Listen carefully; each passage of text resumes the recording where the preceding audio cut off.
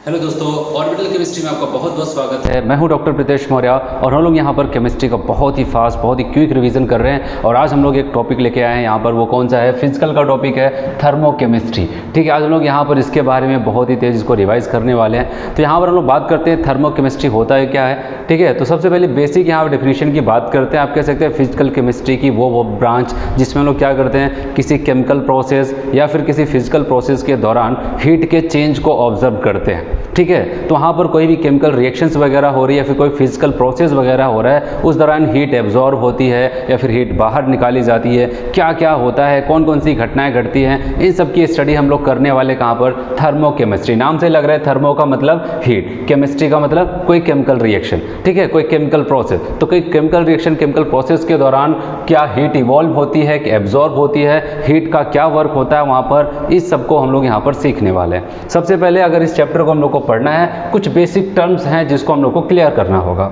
जैसे कि यहाँ पर एक टर्म चलता है सिस्टम और सराउंडिंग। ठीक है, चलता है यहाँ पर सिस्टम और एक दूसरा टर्म चलता है सराउंडिंग। ठीक है, इसको भी क्लियर कर लेते हैं, वैसे बहुत ही बेसिक है।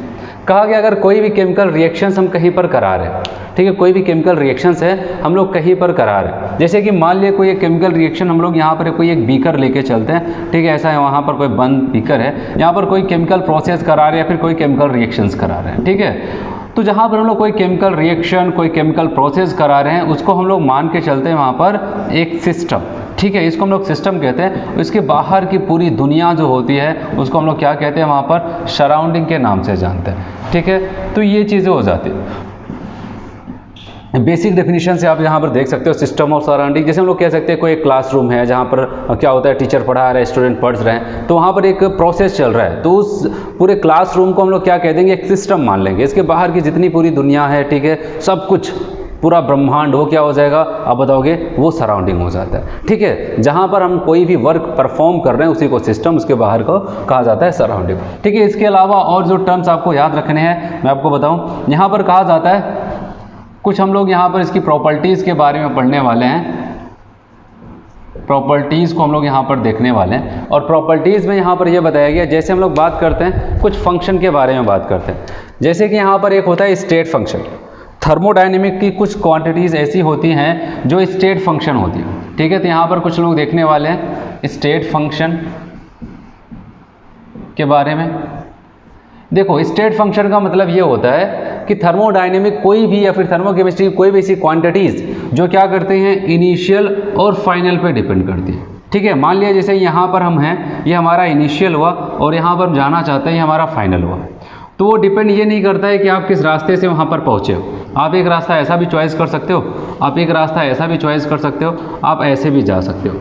ठीक है, तो कहने का मतलब ये होता है कि कुछ यहाँ पर स्टेट फंक्शन की क्वांटिटीज़ आपको मिलेगी जो क्या करते हैं, स्टेट फंक्शन का मतलब ये होता है जो बीच के किसी भी पाथवे पे डिपेंड नहीं करते हैं, वो क्या करते हैं, केवल इनिशियल और फाइनल पे ही डिपेंड करता है। अगर इनिशियल फाइनल सेम है, आप किसी रास्ते से भी जाओगे, वो क्वांटिटीज़ क्या होंगी, सेम आने वाली हैं, उसमें कोई भी परिवर्तन नहीं आने वाला है। जैसे एग्जाम्पल की बात करते हैं, इसमें आप याद रखना जितने भी एनर्जी वाले टर्म होते हैं, चाहे वो इंटरनल एनर्जी हो, चाहे वो एंथैल्पी हो, चाहे गिब्स एनर्जी हो, चाहे वो हम लोग बात करते हैं एंट्रोपी हो, ठीक है, चाहे वहाँ पर हम लोग क्या करते हैं वॉल्यूम हो, प्रेशर हो, तो ये सब के सब क्या हो जाएंगे? आप बताओगे ये जितने एनर्जी वाले टर्म होते हैं ये सब के सब कहाँ पर आते हैं? ये सब के सब स्टेट फंक्शन होते हैं। तो कभी भी अगर आप यहाँ पर कह दिया जाए ये स्टेट फंक्शन है, तो उसका मतलब आपको पता होना चाहिए कि वो केवल इनिशियल और फाइनल पे डिपेंड करता है, बीच के प्रोसेस पे डिपेंड नहीं करता है। और एक चीज़ यहाँ पर यह बताया गया, अगर बात करते हैं फॉर साइक्लिक प्रोसेस, फॉर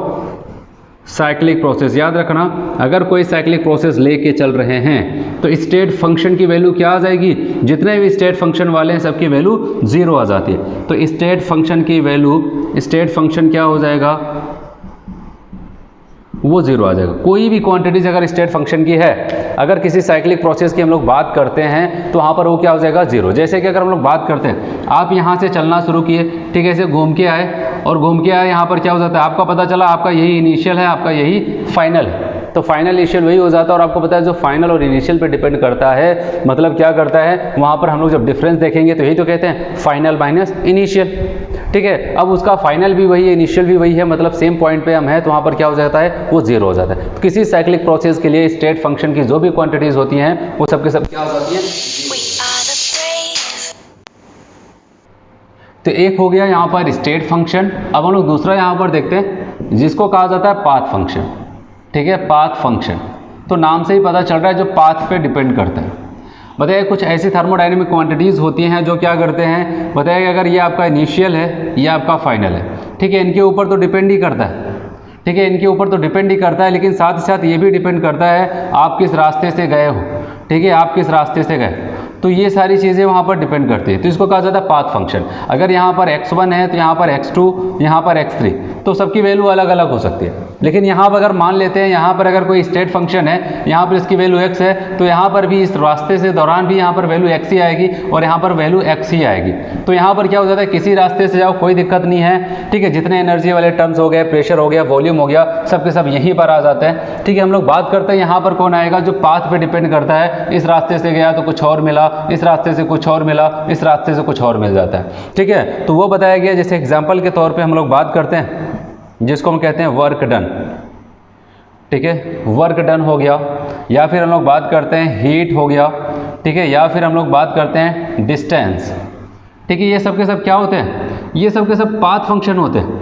ठीक है, हो सकता है आप इस रास्ते को चॉइस करते हैं, आपको थोड़ा ही वर्क करना पड़ता है। ठीक है, ऐसे रास्ते से जाते ज़्यादा वर्क करना पड़ रहा है। ठीक है, इस रास्ते से जा रहे कम हीट खर्च करनी पड़ रही है, इधर से ज़्यादा हीट खर्च करनी पड़ रही है। आपको पता है यहाँ पर अगर डिस्टेंस की बात करते हैं, यहाँ पर चले तो कम दूरी तय करना पड़ा, ऐसे चले वहाँ पर कम और ज़्यादा दूरी तय करना पड़ा। तो कहने का मतलब ये सब ऐसी क्वांटिटीज़ हैं जो पाथ पे डिपेंड करते हैं। आपने कौन सा रास्ता फॉलो किया उस हिसाब से वहाँ पर वैल्यू अलग अलग आपको मिलेगी। समझ में आया सबको यहाँ पर?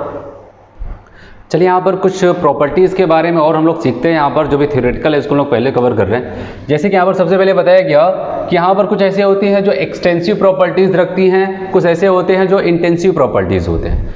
एक्सटेंसिव और इंटेंसिव में से पहले हम लोग मतलब की बात करते हैं। एक्सटेंसिव ऐसी प्रॉपर्टीज़ होती हैं जो मास और वॉल्यूम पे क्या करती हैं, ठीक है, डिपेंड करती है, फिर कह सकते हैं मैटर के ऊपर क्या करते हैं, डिपेंड करती है। अगर मास को वॉल्यूम को घटाया बढ़ाया उसकी वजह से क्या हो जाती है, वो क्वांटिटीज़ चेंज हो जाती है, उसमें परिवर्तन आ जाता है। लेकिन यहाँ पर बताया गया इंटेंसिव प्रॉपर्टीज़ की बात करते हैं, कहा गया अगर इसके मास को, इसके साइज को अगर क्या करते हैं, घटाते हैं बढ़ाते हैं तो वहाँ पर कोई भी परिवर्तन नहीं आता है। ठीक है, उनको हम लोग क्या कहते हैं, इंटेंसिव प्रॉपर्टीज़। याद करने का मतलब इंडिपेंडेंट। इंटेंसिव को हम लोग कैसे याद कर सकते हैं, इंडिपेंडेंट, इंडिपेंडेंट टू मैटर, या फिर कह सकते हैं इंडिपेंडेंट टू मास, मास के ऊपर डिपेंड ना करता हो। तो इसका अलावा यहाँ पर दूसरा क्या हो जाता है, एक्सटेंसिव का मतलब ये हो जाता है जो डिपेंड करता है किसके ऊपर, मास के ऊपर, मैटर के ऊपर डिपेंड करता है। ठीक है, अब इनके हम लोग एग्जाम्पल की बात करते हैं, कौन ऐसे हैं जो मास के ऊपर, ठीक है, उसके ऊपर डिपेंड करते हैं, वहाँ पर मैटर के ऊपर कौन ऐसे हैं नहीं करते हैं। जैसे वॉल्यूम की बात करते हैं, ठीक है, यहाँ पर एग्जांपल दिया गया है वॉल्यूम। अच्छा, वॉल्यूम की बात करते हैं तो आपको पता है अगर छोटा बर्तन लिया,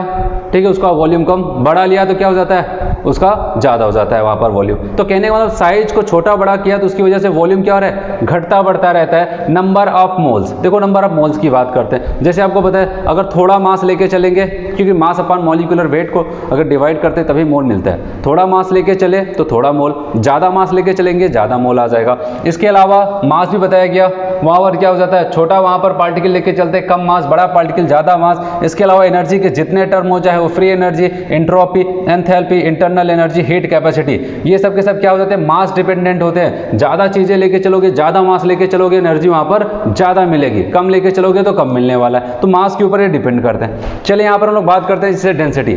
अगर डेंसिटी की बात करते हैं तो नाम में ऐसा आता है डेंसिटी। आपको पता है अगर वाटर की डेंसिटी 1 है, चाहे 1000 लीटर वाटर लेके चलो, चाहे 1 ड्रॉप वाटर लेके चलो, उसकी डेंसिटी 1 ही आएगी। इसके अलावा फ्री एनर्जी पर मोल, देखना यहाँ पर मैंने फ्री एनर्जी यहाँ पर लिखा, ठीक है, फ्री एनर्जी। अगर केवल फ्री एनर्जी लिखा तो ये एक्सटेंसिव प्रॉपर्टीज है, लेकिन यहाँ पर फ्री एनर्जी पर मोल, अगर किसी भी एनर्जी में पर मोल टर्म आ जाए मतलब ये फिक्स अमाउंट की बात कर रहा है, ठीक है, पर मोल का टर्म आ जाएगा तो वो इंटेंसिव प्रॉपर्टीज बन जाएगा। जैसे यहाँ पर फ्री एनर्जी पर मोल लिखा गया।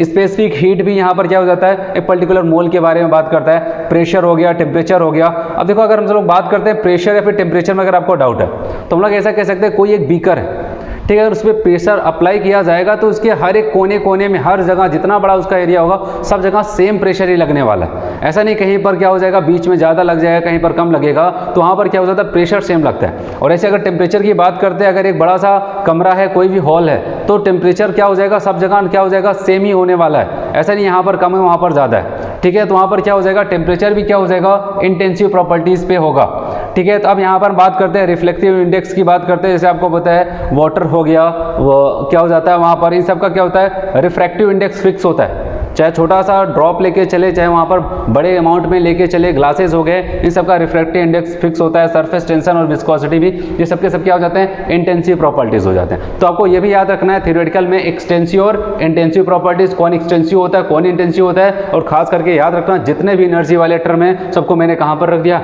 एक्सटेंसिव प्रॉपर्टीज में रख दिया। समझ में आया सबको? चलिए यहाँ पर हम लोग बात करते हैं थर्मोडायनेमिक कुछ रिएक्शंस की बात करते हैं, जिसमें कि आपको मेनली पढ़ना है एंडोथर्मिक रिएक्शन और एक्सोथर्मिक रिएक्शन।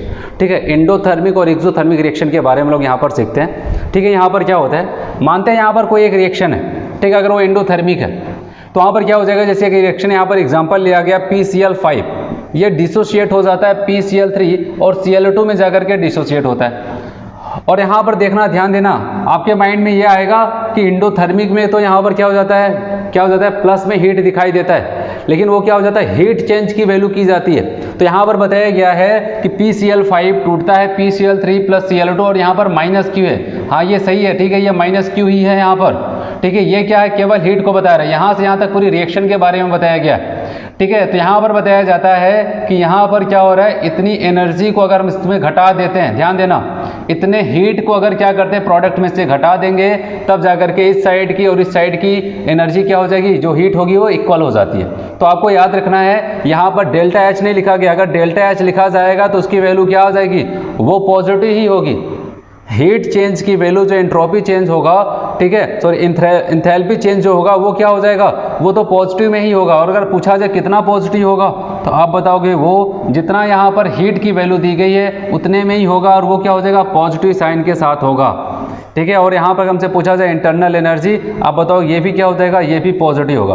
तो एक्सोथर्मिक प्रोसेस में याद रखना डेल्टा एच की वैल्यू हमेशा क्या हो जाती है, ग्रेटर देन 0 होती है, और पॉजिटिव में मिलता है एंडोथर्मिक में। यहाँ पर जो क्यू लिखा गया वो हीट चेंज नहीं, केवल हीट को लिखा गया है।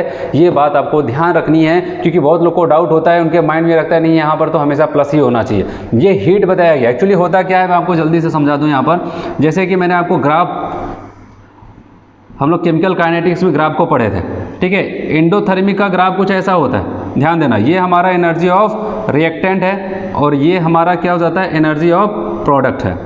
ठीक है, ऐसा कुछ होता है। अब मान के चलते हैं यहाँ पर ऐसा कुछ है। अच्छा बताओ किसकी एनर्जी ज़्यादा है, प्रोडक्ट की एनर्जी ज़्यादा है, रिएक्टेंट की एनर्जी क्या है, यहाँ पर है, प्रोडक्ट की एनर्जी यहाँ पर, ये चीज़ें आ जाती है। अगर हम मान के चलते हैं यहाँ पर इनके बीच में जो हीट का डिफरेंस अगर Q, इतना क्या है, Q है। अगर क्या करें, यहाँ पर दो प्रोसेस हो सकते हैं, आप खुद सोचो।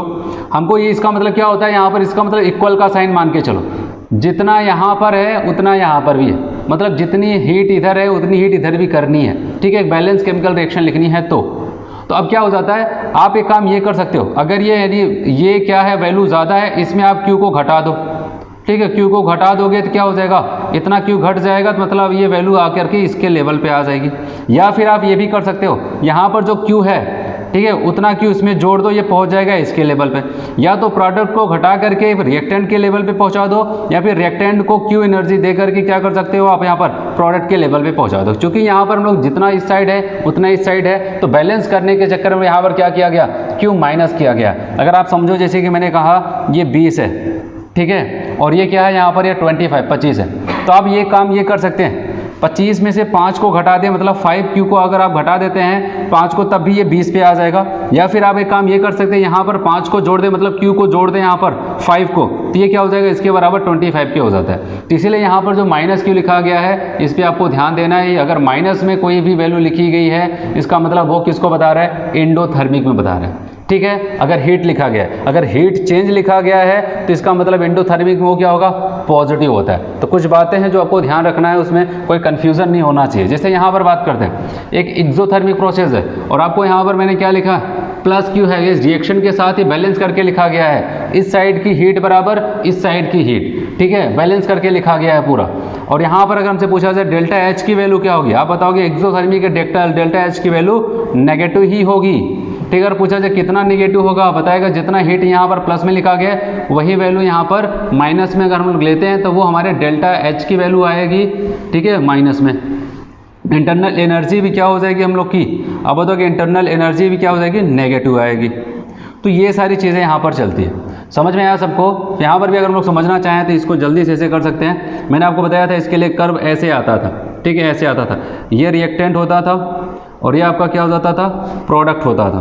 तो ओवरऑल को दिखाई दे रहा है किसकी एनर्जी ज़्यादा है, रिएक्टेंट की एनर्जी ज़्यादा है, प्रोडक्ट की एनर्जी कम है, ठीक है। लेकिन हम अगर चाहते हैं कि दोनों का बराबर हो जाए, हम लोग क्या कर सकते हैं, यहाँ पर प्रोडक्ट में कुछ क्यू को अगर जोड़ दिया जाए इसमें, तो ये इसके बराबर हो जाएगा। वही चीज़ है, यहाँ पर प्लस क्यू को लिखा गया कि जैसे इस साइड की हीट और इस साइड की हीट दोनों इक्वल हो, ठीक है। ये सारी चीज़ हो गई। और यहाँ पर जो मैंने टर्म यूज़ किया है डेल्टा एच, इसके बारे में याद रखना है, ये क्या हो जाता है, enthalpy change, enthalpy change at constant pressure पर, ठीक है। कांस्टेंट प्रेशर पर अगर प्रेशर को कांस्टेंट रखा जाए, उस दौरान जो एंथैल्पी का चेंज आता है, हीट का चेंज आता है, उसी को हम लोग क्या कहते हैं, यहाँ पर डेल्टा एच कहते हैं, एंथैल्पी चेंज के नाम से जाना जाता है, ठीक है। अब यहाँ पर एक टर्म जो हमने यहाँ पर लिखा है डेल्टा ई, इसको भी यहाँ पर देख लो, डेल्टा ई कहता है यहाँ पर भी, ये कहता है एंथैल्पी चेंज, ठीक है, एंथैल्पी का चेंज एट कांस्टेंट वॉल्यूम। अगर वॉल्यूम को कांस्टेंट कर दिया जाए, उस दौरान जो भी एंथैल्पी का चेंज आता है उसको डेल्टा ई कहते हैं, और इसके लिए एक नाम चलता है, उसको हम लोग यहाँ पर इंटरनल एनर्जी भी कहते हैं, ठीक है। ये चीज़ें आती है। तो यहाँ पर कुछ टर्म्स हैं जो आपको पता होना चाहिए। तो कहने का मतलब आप यहाँ पर सीख चुके हैं थर्मोडायनेमिक रिएक्शन, इंडोथर्मिक और एक्सोथर्मिक के बारे में क्या होता है यहाँ पर। चलिए अब यहाँ पर हम लोग क्या करते हैं, धीरे धीरे चैप्टर में एंट्री करते हैं, और यहाँ पर हम लोग बात करने वाले हैं हीट ऑफ रिएक्शन, ठीक है। कोई भी रिएक्शन हो रही है वहाँ पर हीट के बारे में हम लोग पढ़ने वाले हैं, हीट ऑफ रिएक्शन के बारे में पढ़ते हैं, ठीक है। तो यहाँ पर क्या बताया गया, सबसे पहले हीट ऑफ रिएक्शन की डेफिनेशन को हम लोग पढ़ लेते हैं। बताया कि अगर कोई भी बैलेंस केमिकल रिएक्शन है, याद रखना कोई भी केमिकल रिएक्शन हो लेकिन बैलेंसिंग के साथ हो, तो उस दौरान जितनी भी हीट इवॉल्व होती या फिर एब्जॉर्ब होती है किसी बैलेंस केमिकल रिएक्शंस में, ठीक है, मोल के साथ वो बैलेंस हो, ठीक है, राइट साइड लेफ्ट साइड सारे मोल जो भी वहाँ पर एटम है सब कुछ बैलेंस होना चाहिए। कहने का मतलब बैलेंस केमिकल रिएक्शंस हो, उस दौरान जितनी भी हीट इवॉल्व हो या फिर बैलेंस केमिकल रिएक्शन के दौरान हीट को एब्जॉर्ब किया जाए, उसी हीट को हम लोग क्या नाम देते हैं, हीट ऑफ रिएक्शन के नाम से जाना जाता है, ठीक है। कोई बैलेंस केमिकल रिएक्शन होनी चाहिए। जैसे कि हम लोग यहाँ पर एग्जाम्पल से समझते हैं, हमने कार्बन सॉलिड लिया, ऑक्सीजन के साथ इसकी रिएक्शन करा दी, और यहाँ पर क्या बन जाता है, कार्बन डाइऑक्साइड बन जाता है, ठीक है। कोई रिएक्शन हो रही तो जाहिर सी बात है या तो हीट बाहर निकलेगी या तो हीट को एब्जॉर्ब करेगा, और यहाँ पर लिखा गया है डेल्टा एच की वैल्यू को नेगेटिव में, मतलब कि यहाँ पर क्या हो रही है, हीट बाहर निकल रही है। फिर बात करते हैं क्या जो भी हीट यहाँ पर -94.3 किलो जूल निकल रही है, क्या उसको डेल्टा एच आर कहा जा सकता है कि नहीं कहा जा रहा है, ठीक है, कहा जा सकता है। तो कैसे हम लोग देखेंगे, सबसे पहले हमको चेक करना है क्या कोई बैलेंस केमिकल रिएक्शन है कि नहीं है। तो आप बताओ कि यहाँ पर कार्बन कितना है, एक, राइट साइड में आपको लेफ्ट साइड में यहाँ पर दिखाई दे रहा है एक, राइट साइड में कितना है, यहाँ पर भी है। ऑक्सीजन यहाँ पर 2 है, यहाँ पर भी ऑक्सीजन 2 है। तो कहने का मतलब दोनों साइड क्या है, आपको देखने पर पता चला ये बैलेंस केमिकल रिएक्शन है, और बैलेंस केमिकल रिएक्शन के दौरान जो भी हीट रिलीज हो चाहे एब्जॉर्ब हो, उसी को हम लोग हीट ऑफ रिएक्शन कहते हैं। तो यहाँ पर जो भी हीट निकल रही है इसको हम लोग किसका नाम दे देंगे, हीट ऑफ रिएक्शन कह देंगे। चलिए अगली यहाँ पर एग्जाम्पल देखते हैं। हाइड्रोजन लिया, H2 लिया, और इसकी रिएक्शन हाफ O2 से कराते हैं, ठीक है, और यहाँ पर H2O गैस बन के तैयार हो जाता है। फिर कहा गया बताओ जो भी हीट यहाँ पर निकलेगी या फिर एब्जॉर्ब होगी, जो भी होगा उसको हम लोग बैलेंस केमिकल रिएक्शन है कि नहीं है। अगर बैलेंस केमिकल रिएक्शन है तो कहेंगे हाँ इसको हीट ऑफ रिएक्शन कहेंगे, नहीं है तो नहीं कहेंगे। जैसे यहाँ पर देखा हाइड्रोजन कितना है 2, इधर भी 2, ऑक्सीजन 1/2 O2 का मतलब क्या है, यहाँ पर 1 ऑक्सीजन, यहाँ पर 1। बैलेंस केमिकल रिएक्शन है तो यहाँ पर जो भी हीट होगी उसको हम लोग क्या कहेंगे, हीट ऑफ रिएक्शन का नाम उसको देंगे। चलिए यहाँ पर बात करते हैं। जैसे यहाँ पर H2 लिया और O2 लिया और यहाँ पर H2O बना। फिर बताइए ये बताओ क्या यहाँ पर जो भी हीट होगी उसको हीट ऑफ रिएक्शन का नाम देंगे कि नहीं देंगे। देखो यहाँ पर क्या बैलेंसिंग है, 2 हाइड्रोजन, यहाँ पर ऑक्सीजन कितना है 2, यहाँ पर 1 है। कहने का मतलब यहाँ पर बैलेंसिंग नहीं, यहाँ पर 1 है, यहाँ पर 2 है। तो इस दौरान आप बताओगे कोई बैलेंस केमिकल रिएक्शन नहीं है, यहाँ पर जो हीट होगा उसको हीट ऑफ रिएक्शन का नाम नहीं दिया जाएगा। तो समझ में आया हीट ऑफ रिएक्शन किसको कहते हैं। चलिए अब हम लोग यहाँ पर देखने वाले हैं कि जो भी आपको मैंने बताया हीट ऑफ रिएक्शन, कोई बैलेंस केमिकल रिएक्शन के दौरान जो भी हीट इवॉल्व हो रही है या फिर एब्जॉर्ब हो रही है उसी को कहा जाता है हीट ऑफ रिएक्शन। अब यहाँ पर देखने वाले हीट ऑफ रिएक्शन को कौन कौन से ऐसे फैक्टर्स हैं जो उसको प्रभावित कर सकते हैं, अफेक्ट कर सकते हैं, ठीक है। तो यहाँ पर हम लोग का टॉपिक है factor affecting heat of reaction, और इसमें सबसे पहले हम लोग बात करते हैं टेम्परेचर। अगर टेम्परेचर को घटाया बढ़ाया जाए तो वहाँ पर आपको क्या क्या इफेक्ट मिलने वाला है, ठीक है, हीट ऑफ रिएक्शन के ऊपर। यहाँ पर बताया गया अगर आप टेम्परेचर को घटा बढ़ा रहे हैं तो यहाँ पर भी दो केसेस बन जाते हैं। पहला यहाँ पर ये बताया गया, हो सकता है आप वहाँ पर प्रेशर को कांस्टेंट करके वहाँ पर कर रहे हो, ठीक है, प्रेशर को आपने रोक दिया, ठीक है, प्रेशर को कांस्टेंट किया, तब वहाँ पर क्या हो जाता है आपको पता है। मान लिया यहाँ पर T1 टेम्परेचर पर जो हीट का चेंज था वो डेल्टा H1 था और T2 टेम्परेचर पर जो हीट का चेंज था वो डेल्टा H2 था, ठीक है, यही तो देख रहे हैं। T1 टेम्परेचर किया तो कुछ और मिला, T2 टेम्परेचर किया तो कुछ और आ जाता है। तो यहाँ पर एक रिलेशन आपको याद रखना है, इस पे क्वेश्चन पूछा जा सकता है, डेल्टा Cp बराबर delta H2 minus delta H1 upon T2 minus T1, ठीक है। ये रिलेशन आ जाता है जब कांस्टेंट प्रेशर पर हम लोग टेम्परेचर का इफेक्ट देखना चाहते हैं। कांस्टेंट प्रेशर पर क्या हो जाता है, हम टेम्परेचर का इफेक्ट देखना चाहते हैं तो वहाँ पर डेल्टा Cp बराबर delta H2 minus delta H1 upon T2 minus T1 आ जाता है। और यहाँ पर डेल्टा Cp क्या होता है आपको पता है, molar heat capacity at constant pressure. Molar heat capacity at constant pressure मतलब कि अगर क्या करते हैं, कोई भी सब्सटेंस लेके चलते हैं उसका 1 मोल लेके चलते हैं, कितना लेके चलते हैं, 1 मोल, और 1 मोल सब्सटेंस के टेम्परेचर को क्या करते हैं, हम चाहते हैं उसके 1 डिग्री सी टेम्परेचर को परिवर्तित किया जाए, 1 डिग्री टेम्परेचर को बढ़ाया जाए, तो उसके लिए हमको कितनी हीट देनी पड़ती है 1 डिग्री सी का चेंज लाने में, तो उसी को कहा जाता है क्या, मोलर हीट कैपेसिटी के नाम से जाना जाता है, ठीक है। तो यहाँ पर delta Cp molar heat capacity at constant pressure है। ऐसे ही सेम यहाँ पर बताया गया एट कांस्टेंट वॉल्यूम की बात करें, और आपको पता है कांस्टेंट वॉल्यूम में जो हीट का चेंज होता है उसको हम लोग E से लिखते थे, उसको इंटरनल एनर्जी भी कहते थे, और कांस्टेंट प्रेशर पे जो होता था उसको हम लोग H लिखते थे।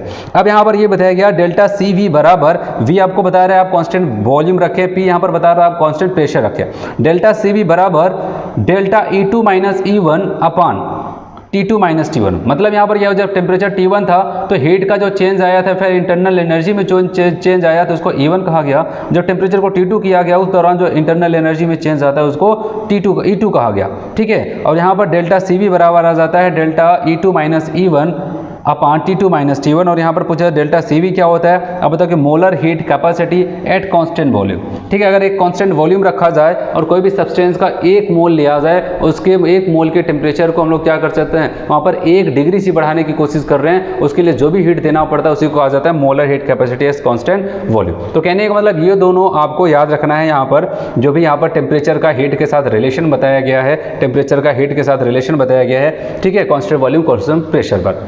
अब बात करते हैं यहाँ पर second number, if reaction is carried out at constant pressure volume, ठीक है। इस बार हम कांस्टेंट प्रेशर भी रख रहे हैं और वॉल्यूम को भी कांस्टेंट रख रहे हैं, तब वहाँ पर क्या रिलेशन आता है, बहुत ज़्यादा इंपॉर्टेंट रिलेशन है यहाँ पर, याद रखना ये, ठीक है। इस पर बहुत बार क्वेश्चन पूछा जा चुका है, आप करोगे क्वेश्चन आपको मिलने वाला है। डेल्टा H इक्वल हो जाता है delta E plus delta Ng/RT, ये रिलेशन बहुत ज़्यादा इंपॉर्टेंट होता है। ये क्या है, डेल्टा H आपको पता है हीट एट एंथैल्पी चेंज, या फिर कह सकते हैं हीट का change as constant pressure, heat का चेंज एट कांस्टेंट वॉल्यूम। तो यहाँ पर डेल्टा H बराबर डेल्टा E प्लस यहाँ पर प्लस है डेल्टा Ng/RT, ठीक है। ये रिलेशन आता है, इसमें क्वेश्चन पूछा जाता है, क्योंकि वहाँ पर एट कांस्टेंट प्रेशर पर हीट दे दिया जाएगा, कांस्टेंट वॉल्यूम पर आपसे पूछा जा सकता है, ठीक है। डेल्टा Ng और RT तो वहाँ पर आपको देख के ही पता चल जाएगा क्या रखना है, ठीक है। ऐसे यहाँ पर हम लोग चाहें तो डेल्टा H माइनस E को इधर लेके आते हैं तो delta H minus delta E बराबर डेल्टा Ng/RT आ जाएगा, ठीक है। और याद रखना यहाँ पर जो डेल्टा Ng आ रहा है ये है क्या, डेल्टा Ng बराबर बताया गया sum of the gaseous mole of the product minus sum of the gaseous mole of the reactant. तो गैसियस जितने भी प्रोडक्ट के मोल हैं उसमें से क्या करते हैं, जितने भी रिएक्टेंट के गैसियस मोल हैं उनको घटा देंगे, तब जाकर आपका वहाँ पर डेल्टा Ng आएगा। और याद रहे ये हमेशा केवल ओनली फॉर गैसेस के लिए एप्लीकेबल होगा। तो डेल्टा Ng की वैल्यू मायने रखती है। जब हमको डेल्टा H डेल्टा A के बीच में रिलेशन देखना पड़ता है तो वहाँ पर डेल्टा Ng आपको पता होना चाहिए, अगर नहीं पता है तो वहाँ पर नहीं बता सकते हो, ठीक है। जैसे कि यहाँ पर बात करते हैं क्या होता है, कह दिया अगर किसी कंडीशन में कोई केमिकल रिएक्शंस दी गई है, आपने वहाँ पर डेल्टा Ng को निकाला, पता चला 0 निकल के आ गया। और कहीं पर भी अगर डेल्टा Ng की वैल्यू 0 आती है, याद रखना जो यहाँ पर एंथैल्पी चेंज कांस्टेंट वॉल्यूम पर होगा, कांस्टेंट प्रेशर कांस्टेंट वॉल्यूम पर, दोनों क्या हो जाएंगे सेम। तो आप बताओगे एंथैल्पी और इंटरनल एनर्जी का जो चेंज होगा दोनों इक्वल हो जाएगा, डेल्टा H बराबर डेल्टा E। हाँ, लेकिन अगर कुछ ऐसा हो जाए, आपने देखा डेल्टा Ng की वैल्यू क्या है, वो 0 से ज़्यादा है, ठीक है, मतलब पॉजिटिव में है। इसका मतलब क्या हो जाता है, प्रोडक्ट के मोल ज़्यादा हैं गैसियस वाले, रिएक्टेंट के कम, तभी तो वहाँ पर आएगा, ठीक है। तो इसका मतलब वहाँ पर क्या हो जाएगा, delta H is greater than delta E हो जाएगा। अब यहाँ पर खुद सोचो, अगर यहाँ पर कोई प्लस वाली वैल्यू रख दी जाती है, मतलब इसको इसमें जोड़ोगे, मतलब ये तो खुद है ही, इसमें और कुछ जोड़ोगे तब जाकर के बन के तैयार होता है, मतलब ये वैल्यू क्या हो जाएगी, बड़ी हो जाएगी। अगर delta Ng is greater than 0 तो डेल्टा H भी ग्रेटर देन E हो जाएगा। फिर ऐसा बात करते हैं, अगर कुछ ऐसा हो जाए, if delta N G is less than zero का मतलब माइनस में, तो उस कंडीशन में क्या हो जाएगा, डेल्टा एच कम हो जाएगा, डेल्टा ई क्या हो जाएगा, ज़्यादा हो जाएगा। जैसे आप यहाँ पर मान के चलो, अगर डेल्टा एन जी की वैल्यू क्या है, माइनस में है, तो यहाँ पर माइनस हो जाएगा। तो डेल्टा एच की वैल्यू मतलब कि डेल्टा ई की जो वैल्यू थी उसमें से क्या हो जाता है, इतनी वैल्यू को घटाओ, घटाने के बाद जो बचेगा तब वो डेल्टा एच होगा। इसका मतलब साफ जाहिर है, तो डेल्टा ई एक बड़ी वैल्यू होगी, डेल्टा एच क्या हो जाता है, डेल्टा इस बड़ी वैल्यू में से कुछ वैल्यू को घटाने के बाद जो बचता है वो डेल्टा एच होगा। इसलिए बताया अगर डेल्टा एन जी की वैल्यू माइनस में है, डेल्टा एन जी की वैल्यू लेस देन जीरो है, तो इसका मतलब डेल्टा एच भी क्या हो जाएगा, डेल्टा ई से कम हो जाएगा। जैसे एक एग्जांपल से समझते हैं। एग्जांपल बताया गया 2SO2 गैस है, O2 गैस से रिएक्शन करता है, 2SO3 गैस का फॉर्मेशन करता है। चलिए अगर आपसे पूछा जाए यहाँ पर रिलेशन, या फिर हम लोग यहाँ पर बात करें डेल्टा एन जी की वैल्यू बताओ, तो आप क्या करने वाले, डेल्टा एन जी की वैल्यू, प्रोडक्ट में कितने मोल है गैसियस 2, आप बताओगे प्रोडक्ट के मोल 2 हो गए गैसियस, और रिएक्टेड में 2 1 3, तो कितना आ गया आपकी वैल्यू -1, और -1 का मतलब क्या होता है, delta N G is less than zero. ठीक है, लेस देन जीरो का मतलब क्या हो जाएगा, आप बताओगे ये वाला रिलेशन आ जाएगा वहाँ पर, इसका मतलब इस बार डेल्टा ई क्या हो जाएगा, डेल्टा एच से ज़्यादा हो जाता है। इतना समझ में आया सबको। तो ये दो इफेक्ट यहाँ पर हम लोग देख चुके हैं, टेम्परेचर का, और यहाँ पर बताया अगर कांस्टेंट टेम्परेचर, कांस्टेंट प्रेशर और कांस्टेंट वॉल्यूम रख दिया जाता है तो। ठीक है, अब हम लोग देखते हैं यहाँ पर आगे। चलिए यहाँ पर हम लोग बात करते हैं तीसरे इफेक्ट की, physical state of product and reactant. बताया कि यहाँ पर फिजिकल स्टेट के ऊपर भी डिपेंड करता है। ठीक है, आपको रिएक्शन सेम मिलने वाली है, लेकिन वहाँ पर अगर फिजिकल स्टेट आपके प्रोडक्ट वगैरह की बदली हुई है तो उस कंडीशन में भी आपको हीट अलग अलग मिलने वाली है। जैसे एक एग्जाम्पल से समझते हैं हम लोग यहाँ पर, जैसे कि यहाँ पर H2 गैस लिया, ध्यान देना, H2 गैस लिया और यहाँ पर इसकी रिएक्शन हाफ O2 से कराते हैं, तो यहाँ पर H2O लिक्विड का फॉर्मेशन होता है। ठीक है, और इस दौरान कितनी हीट इवॉल्व होती है, माइनस साइन का मतलब हीट बाहर निकल रही है। यहाँ पर बताया गया 285.8 किलो जूल पर मोल हीट बाहर निकल रही है, नेगेटिव में यहाँ पर लिखा गया। फिर अगली रिएक्शन सेम इसी टाइप का आप देखो, फिर से H2 की रिएक्शन O2 से कराते हैं, हाफ O2 से, इस बार फिर से H2 बन रहा है, लेकिन यहाँ पर याद रखना इस बार ये कौन है, H2O गैस है। ठीक है, यहाँ पर H2O लिक्विड था, यहाँ पर H2O गैस है, और इस दौरान जो हीट आपको मिलती है 242 किलो जूल पर मोल। ठीक है, मतलब अगर आप खुद तुलना करो, यहाँ पर ये वाली वैल्यू ज़्यादा, ये वाली ज़्यादा हीट है, ये वाली कम हीट है, माइनस साइन ये बताता है एक्सो है कि इंडो है। ठीक है, तो यहाँ पर ये बताता है, यहाँ पर आपको ये पता चल रहा है ये वाली वैल्यू ज़्यादा है, 285.8 किलो जूल पर मोल एक ज़्यादा है, 242 कम है। कहने का मतलब सेम रिएक्शन आपको दिखाई दे रहा है, सब कुछ सेम था, बस यहाँ पर फिजिकल स्टेट इसकी लिक्विड है, इसकी फिजिकल स्टेट गैस है, तो यहाँ पर आपको क्या हो जाता है, ठीक है, यहाँ पर इसकी जो वैल्यू है वो कम नज़र आती है। क्यों? क्योंकि आपको पता है कि हमको क्या करना पड़ता है, अगर एक गैस को ठंडा करना है, ठीक है, वो लिक्विड में जाएगा, मतलब हीट को और ज़्यादा निकालनी पड़ती है। तो गैस से अगर हमको लिक्विड में जाना है तो क्या करना पड़ेगा, इसको और हीट कर, इसको क्या करना पड़ेगा, मान लिया इसको क्या करते हैं, यहाँ पर H2O गैस है, इसको H2O लिक्विड में जाना चाहते हैं। ठीक है, तो आपको पता है गैस है, इसका मतलब ये ऊपर ऐसा घूम रहा है, उसको हम लोग ठंडा करना चाहते हैं। ठंडा करने का मतलब क्या करना पड़ेगा, आपको हीट बाहर निकालनी पड़ेगी, और ज़्यादा हीट बाहर निकालनी पड़ेगी, तब जाकर के ये लिक्विड फॉर्म में आएगा। इसीलिए बताया गया अगर डायरेक्ट लिक्विड में जाते हैं तो आपको क्या हो जाता है, ज़्यादा हीट मिलती है। ठीक है, ज़्यादा हीट बाहर निकालनी पड़ेगी, तब जाकर के लिक्विड में जाएंगे। लेकिन अगर क्या होता है, गैसियस को गैसेस से रिएक्शन कराया और एक गैस पे ही रुक जाते हैं, तो वहाँ पर आपको हीट तो मिलेगी लेकिन इसकी तुलना में कम मिलती है। तो केमिकल रिएक्शन सेम टाइप की थी, लेकिन वहाँ पर फिजिकल स्टेट बदलने की वजह से वहाँ पर आपको दिख रहा है, वहाँ पर आपको डेल्टा एच की वैल्यू भी डिफरेंट मिलती है। समझ में आया सबको यहाँ पर? चलिए अब हम लोग यहाँ पर बात करने वाले हैं कितने टाइप की हीट ऑफ रिएक्शन हो सकती है। देखो, हीट ऑफ रिएक्शन का मतलब तो वही है जो हम लोग पढ़ के आ रहे हैं, किसी भी बैलेंस केमिकल रिएक्शन के दौरान जो भी हीट बाहर निकलती है या फिर एब्जॉर्ब होती है, उसी को कहा जाता है, उस हीट को कहा जाता है हीट ऑफ रिएक्शन के नाम से जाना जाता है। लेकिन अब इसको हम लोग बहुत सारे पार्ट में बांट देते हैं, इस हीट ऑफ रिएक्शन को बहुत सारे पार्ट में बांट देते हैं। किस बेसिस पे? कोई भी जिस प्रकार का वहाँ पर प्रोसेस होता है, ठीक है, उसी नाम से उस हीट को हम लोग जान लेते हैं। होता तो हीट ऑफ रिएक्शन ही है, लेकिन अगर वहाँ पर मान लिया कहीं पर सब्लिमेशन हो रहा है, ठीक है, वहाँ पर उसको क्या कहते हैं, हीट ऑफ रिएक्शन को हीट ऑफ सब्लिमेशन कह देते हैं। ठीक है, कहीं पर कंबर्शन हो रहा है, ठीक है, तो वहाँ पर भी हीट ऑफ रिएक्शन ही मिल रही है आपको, लेकिन उस हीट ऑफ रिएक्शन को हम लोग हीट ऑफ कंबर्शन कह देते हैं। तो कहने का मतलब हीट ऑफ रिएक्शन जो जानते थे हम लोग वही है, लेकिन अब उसके हम लोग बहुत सारे प्रकार पढ़ने वाले हैं। जिस बेसिस पे रिएक्शंस होती है, जो भी प्रोसेस होता है, उसी बेसिस पे हम लोग क्या करते हैं, उसका नाम वहाँ पर बदल देते हैं। चलिए यहाँ पर जैसे हम लोग बात करते हैं, पहला हीट ऑफ रिएक्शन जिसको कहते हैं हीट ऑफ ट्रांसफॉर्मेशंस। ठीक है, यहाँ पर फिजिकल स्टेट में परिवर्तन आएगा और उसकी वजह से हीट को हम लोग कैसे कैसे जानने वाले हैं यहाँ पर। जैसे कि यहाँ पर सबसे पहले हम लोग बात करते हैं, कोई एक सॉलिड था, ध्यान देना, कोई एक सॉलिड था। आपको पता है कि सॉलिड को अगर हम लोग हीट करते हैं तो सॉलिड किस में चला जाएगा, लिक्विड में जाएगा। ठीक है, सॉलिड पहुंच जाएगा लिक्विड में। ठीक है। और आपको बताया कोई सॉलिड लिक्विड में जा रहे हैं, इसको कहा जाता है फ्यूजन, इस प्रोसेस को कहा जाता है फ्यूजन। और आपको बताया सॉलिड खुद तो नहीं जाने वाला लिक्विड में, उसको भेजना पड़ेगा और उसके लिए हमको क्या करना पड़ेगा, हीट देना पड़ेगा। और आपको पता है अगर किसी भी प्रोसेस को हीट दे रहे हैं इसका मतलब एंडोथर्मिक प्रोसेस है और वहाँ पर वैल्यू किस में आती है, पॉजिटिव में आती है। तो कहने का मतलब जितनी हीट दे करके हमने क्या किया, इस सॉलिड को यहाँ पर पहुँचा दिया लिक्विड में, प्रोसेस का नाम था फ्यूजन, ठीक है। तो यहाँ पर जो हीट हमने दिया उसको एक नाम दिया जा सकता है, क्या, हीट ऑफ फ्यूजन। प्रोसेस हुआ फ्यूजन, तो इसको हम लोग कह सकते हैं जो भी हीट देना पड़ा हीट ऑफ फ्यूजन कह सकते हैं। फिर यहाँ पर बात करते हैं, ऐसे अगर लिक्विड को और ज़्यादा हीट कर दिया, आपको बताइए ये कहाँ पर पहुँच जाएगा, ये वेपर फॉर्म में पहुँच जाएगा।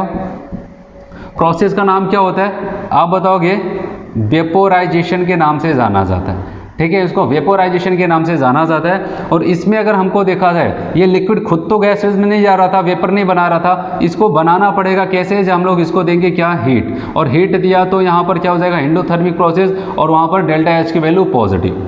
अच्छा बताओ, यहाँ पर लिक्विड से हम लोग वेपर बना रहे हैं और हम हीट दे रहे हैं, ठीक है। तो इस हीट को अगर एक नाम देना चाहें, इस प्रोसेस के बेसिस पे प्रोसेस हो रहा है वेपोराइजेशन, तो इस हीट को कह सकते हैं हीट ऑफ वेपोराइजेशन, लोग इसको कह सकते हैं। ऐसे प्रोसेस हम लोग यहाँ पर एक और देख लेते हैं। मान लिया सॉलिड को डायरेक्ट इतना हीट कर देते हैं, उसको हम लोग डायरेक्ट वेपर में पहुँचा रहे हैं। प्रोसेस का नाम आपको पता है क्या होता है, कहा जाता है सब्लिमेशन, सब्लिमेशन, ठीक है। हिंदी में कहा जाता है ऊर्ध्वपातन। तो कहने का मतलब यहाँ पर क्या हो जा रहा है, सॉलिड को डायरेक्ट कहाँ पर पहुँचाया जा रहा है, वेपर में पहुँचाया जा रहा है। और इस दौरान जाहिर सी बात है हीट तो देनी पड़ेगी, ठीक है। और जो हीट हम लोग दे रहे हैं, ठीक है, वो क्या हो जाएगा, पॉजिटिव होगा। हीट दे रहे हैं मतलब यहाँ पर डेल्टा एच की वैल्यू पॉजिटिव होगी, और उसको हम लोग एक नाम दे सकते हैं हीट ऑफ सब्लिमेशन। तो यहाँ पर हम लोग क्या कर रहे हैं, फिजिकल स्टेट को बदल रहे हैं टेम्परेचर दे करके, और वहाँ पर जिस टाइप की प्रोसेस हो रही थी, यहाँ पर जिस टाइप की फिजिकल स्टेट यहाँ पर चेंज हो रहा था, जो प्रोसेस हो रहा था, उसी बेसिस पे इसके हीट को भी जोड़ दिया गया। चलिए अगर हम लोग बात करते हैं, हम वेपर को ठंडा करना शुरू करते हैं। हम चाहते हैं यहाँ पर वेपर से कहाँ पर आ जाए, लिक्विड फॉर्म में। प्रोसेस का नाम क्या हो जाएगा, आप बताओगे, कंडेंसेशन, ठीक है, कंडेंसेशन इसको कह सकते हैं। और आपको पता है इस दौरान वेपर को लिक्विड में लाना है, इसका मतलब क्या हो जाएगा, हीट देनी पड़ेगी, नहीं, हीट को बाहर निकालना पड़ेगा। इसलिए यहाँ पर मैंने लिख दिया नेगेटिव, ठीक है। यहाँ पर जो हीट होगी उसको हम लोग क्या नाम दे सकते हैं, हीट ऑफ कंडेंसेशन, ठीक है। इस बार हीट को बाहर निकालना पड़ेगा, तभी वो ठंडा होकर के लिक्विड में आएगा। फिर अगर किसी लिक्विड को हम लोग क्या चाहते हैं, सॉलिड में बदलना चाहते हैं, ठीक है, प्रोसेस का नाम होता है सॉलिडिफिकेशन, सॉलिडिफिकेशन। और यहाँ पर भी आपको बताया क्या करना पड़ेगा, हीट को बाहर निकालना पड़ेगा, और डेल्टा एच की वैल्यू यहाँ पर भी नेगेटिव आएगी अगर हीट को बाहर निकालना पड़ रहा है। और इसको अगर कोई नाम देना चाहते हैं तो कह सकते हैं हीट ऑफ सॉलिडिफिकेशन। तो यहाँ पर हम लोग पढ़ रहे थे हीट ऑफ ट्रांसफॉर्मेशन, कैसे एक अवस्था से फिजिकल अवस्था से दूसरे में जाते हैं, तो वहाँ पर नाम कैसे बदल जाता है, ठीक है। तो कहने का मतलब सब कुछ क्या होता है, यहाँ पर हीट का ही देख रहे हैं, ठीक है। हीट ऑफ रिएक्शन की बात ही कर रहे हैं, यहाँ पर हीट रिलीज हो रही, बस जो प्रोसेस हो रहा था उसी बेसिस उस हीट का नाम हमने रख दिया। समझ में आया सबको यहाँ पर।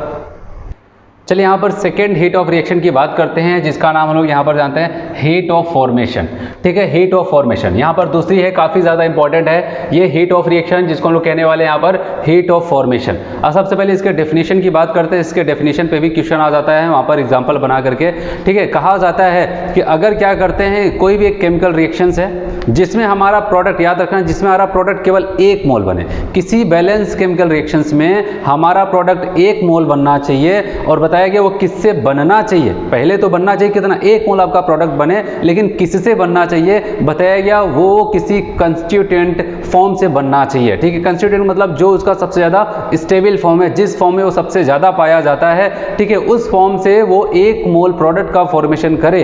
तो उस दौरान जो भी हीट इवॉल्व होगी या फिर जो भी हीट क्या हो जाएगी, एब्जॉर्ब होगी, उसी को कहा जाएगा हीट ऑफ फॉर्मेशन। एक बार फिर से, कोई भी केमिकल रिएक्शंस हो उसमें हमारा प्रोडक्ट 1 मोल होना चाहिए, और किससे बनना चाहिए, बताइए, स्टेबल कंस्टिट्यूएंट एलिमेंट से मिलकर के बनना चाहिए।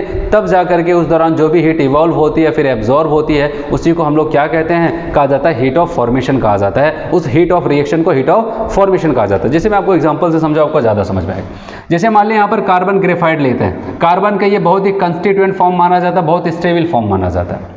इसकी रिएक्शन ऑक्सीजन गैस से करा देते हैं, यहाँ पर कार्बन डाइऑक्साइड बन जाती है। तो आपको बताया यहाँ पर कोई एक केमिकल रिएक्शन हुई, आपने कहा यहाँ पर एक रिएक्शन है, तो इस दौरान जो भी हीट निकलेगी उसको लोग क्या कह सकते हैं, हीट ऑफ रिएक्शन तो कह ही सकते हैं। यही तो मैंने कहा था हीट ऑफ रिएक्शन के लिए यहाँ पर क्या हो जाता था, कोई भी बैलेंस केमिकल रिएक्शंस हो उस दौरान जो भी हीट बाहर निकलती है, एब्जॉर्ब होती है, उसको हीट ऑफ रिएक्शन कहा जाता है। तो यहाँ पर भी क्या हो जाता है, एक बैलेंस केमिकल रिएक्शंस है, ठीक है। और यहाँ पर आपको पता है बताया गया कि यहाँ पर जो हीट निकलेगी उसको हीट ऑफ रिएक्शन तो हम लोग कहने ही वाले हैं, लेकिन हीट ऑफ फॉर्मेशन कहेंगे कि नहीं वो अलग बात है।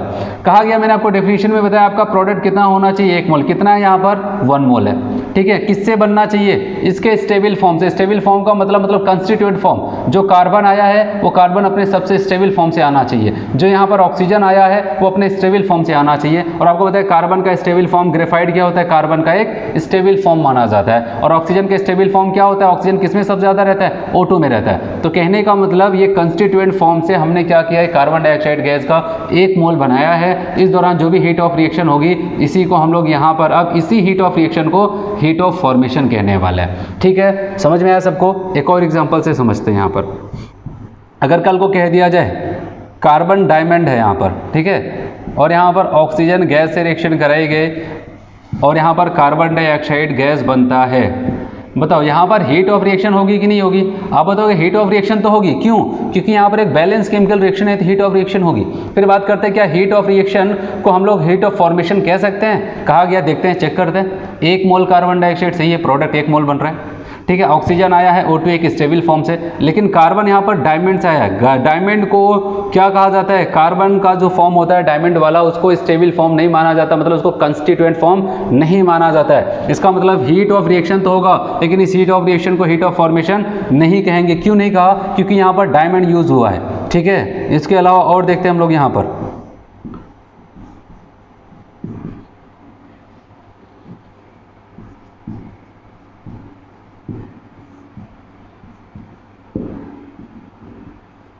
चलिए यहाँ पर बात करते हैं। हमने क्या किया, यहाँ पर C2H6 का 1 मोल बनाया, ठीक है। 1 मोल दिख रहा है, आपने कहा चलो अच्छी बात है, 1 मोल बन रहा है यहाँ पर। फिर बात करते हैं हाइड्रोजन कहाँ से आना चाहिए। हाइड्रोजन का स्टेबल फॉर्म किसको कहा जाता है, H2 को कहा जाता है, ठीक है। आपने कहा H2 से ही तो आया है। फिर बताइएगा कार्बन का स्टेबल फॉर्म, आप बताओगे कार्बन सॉलिड होना चाहिए या फिर ग्रेफाइट होना चाहिए, ठीक है, सॉलिड फॉर्म, डायमंड नहीं होना चाहिए। तो आपने कहा हाँ सॉलिड से ही तो आया है। तो अब बताओगे इसका मतलब क्या हो जाता है, यहाँ पर जो हीट ऑफ रिएक्शन होगी उसी को हम लोग अब नाम दे देते हैं यहाँ पर क्या, हीट ऑफ फॉर्मेशन। समझ में आया सबको, हीट ऑफ फॉर्मेशन होता क्या है। अब बात करते हैं, चलो ठीक है, आपको समझ में भी आ गया हीट ऑफ फॉर्मेशन, ठीक है। और एक चीज़ याद रखना, जो स्टेबल फॉर्म होता है किसी भी एलिमेंट्स का, जो सबसे ज़्यादा स्टेबल फॉर्म होता है उसके हीट ऑफ फॉर्मेशन की वैल्यू क्या होती है, 0 होती है। जैसे अगर आपसे पूछ लिया जाए कार्बन सॉलिड की वैल्यू, हीट ऑफ फॉर्मेशन की वैल्यू क्या हो जाएगी, आप बताओगे 0। जैसे O2 की वैल्यू क्या हो जाएगी हीट ऑफ फॉर्मेशन की, आप बताओगे 0, ठीक है। तो क्लोरीन हुआ, Cl2 हुआ, Br2 हुआ, I2 हुआ, इन सब की अगर हीट ऑफ फॉर्मेशन की वैल्यू पूछी जाए तो आप बताओगे 0, क्योंकि ये क्या होते हैं, एक कंस्टिट्यूएंट फॉर्म होते हैं। चलिए, आपको अगर ये सब सारी चीज़ें समझ में आती है, अब सवाल आता है, चलो हमने ये भी सीख लिया, ठीक है, हमने ये सीख लिया कि हमको पता है हाँ ऐसा कुछ होता है। लेकिन अगर आपसे पूछा जाए तो अगर आपको ये सारी चीज़ें पता चल गई तो इसका एप्लीकेशन क्या होगा, आप इसकी वजह से हीट ऑफ फॉर्मेशन की वजह से क्या कर सकते हो, ठीक है। हीट ऑफ फॉर्मेशन आपने सीख लिया तो इसकी वजह से आप क्या कर सकते हो, बताया गया इसकी वजह से हम लोग कोई भी अगर बड़ी सी रिएक्शन दे दी जाए और वहाँ पर नेट हीट ऑफ रिएक्शन हमसे पूछा जाए, क्या पूछा जाए, heat of reaction, enthalpy change पूछा जाए उस केमिकल रिएक्शन के लिए, अगर वहाँ पर सारे इन्फॉर्मेशन, जितने भी रिएक्टेंट, जितने भी प्रोडक्ट अगर वहाँ पर यूज़ हुए हैं और सबकी हीट ऑफ फॉर्मेशन की वैल्यू, जितने रिएक्टेंट, जितने प्रोडक्ट यूज़ हुए हैं, सबके हीट ऑफ फॉर्मेशन की वैल्यू दी गई है, तो उनकी मदद से उस पूरे रिएक्शन के हीट ऑफ रिएक्शन की वैल्यू को हम लोग निकाल सकते हैं। जैसे कि यहाँ पर आपको बताया क्या करना पड़ेगा, अगर आपको यहाँ पर हीट ऑफ रिएक्शन निकालनी है डेल्टा HR, तो आपको क्या करना है, वहाँ पर जितने भी हीट ऑफ फॉर्मेशन किसका,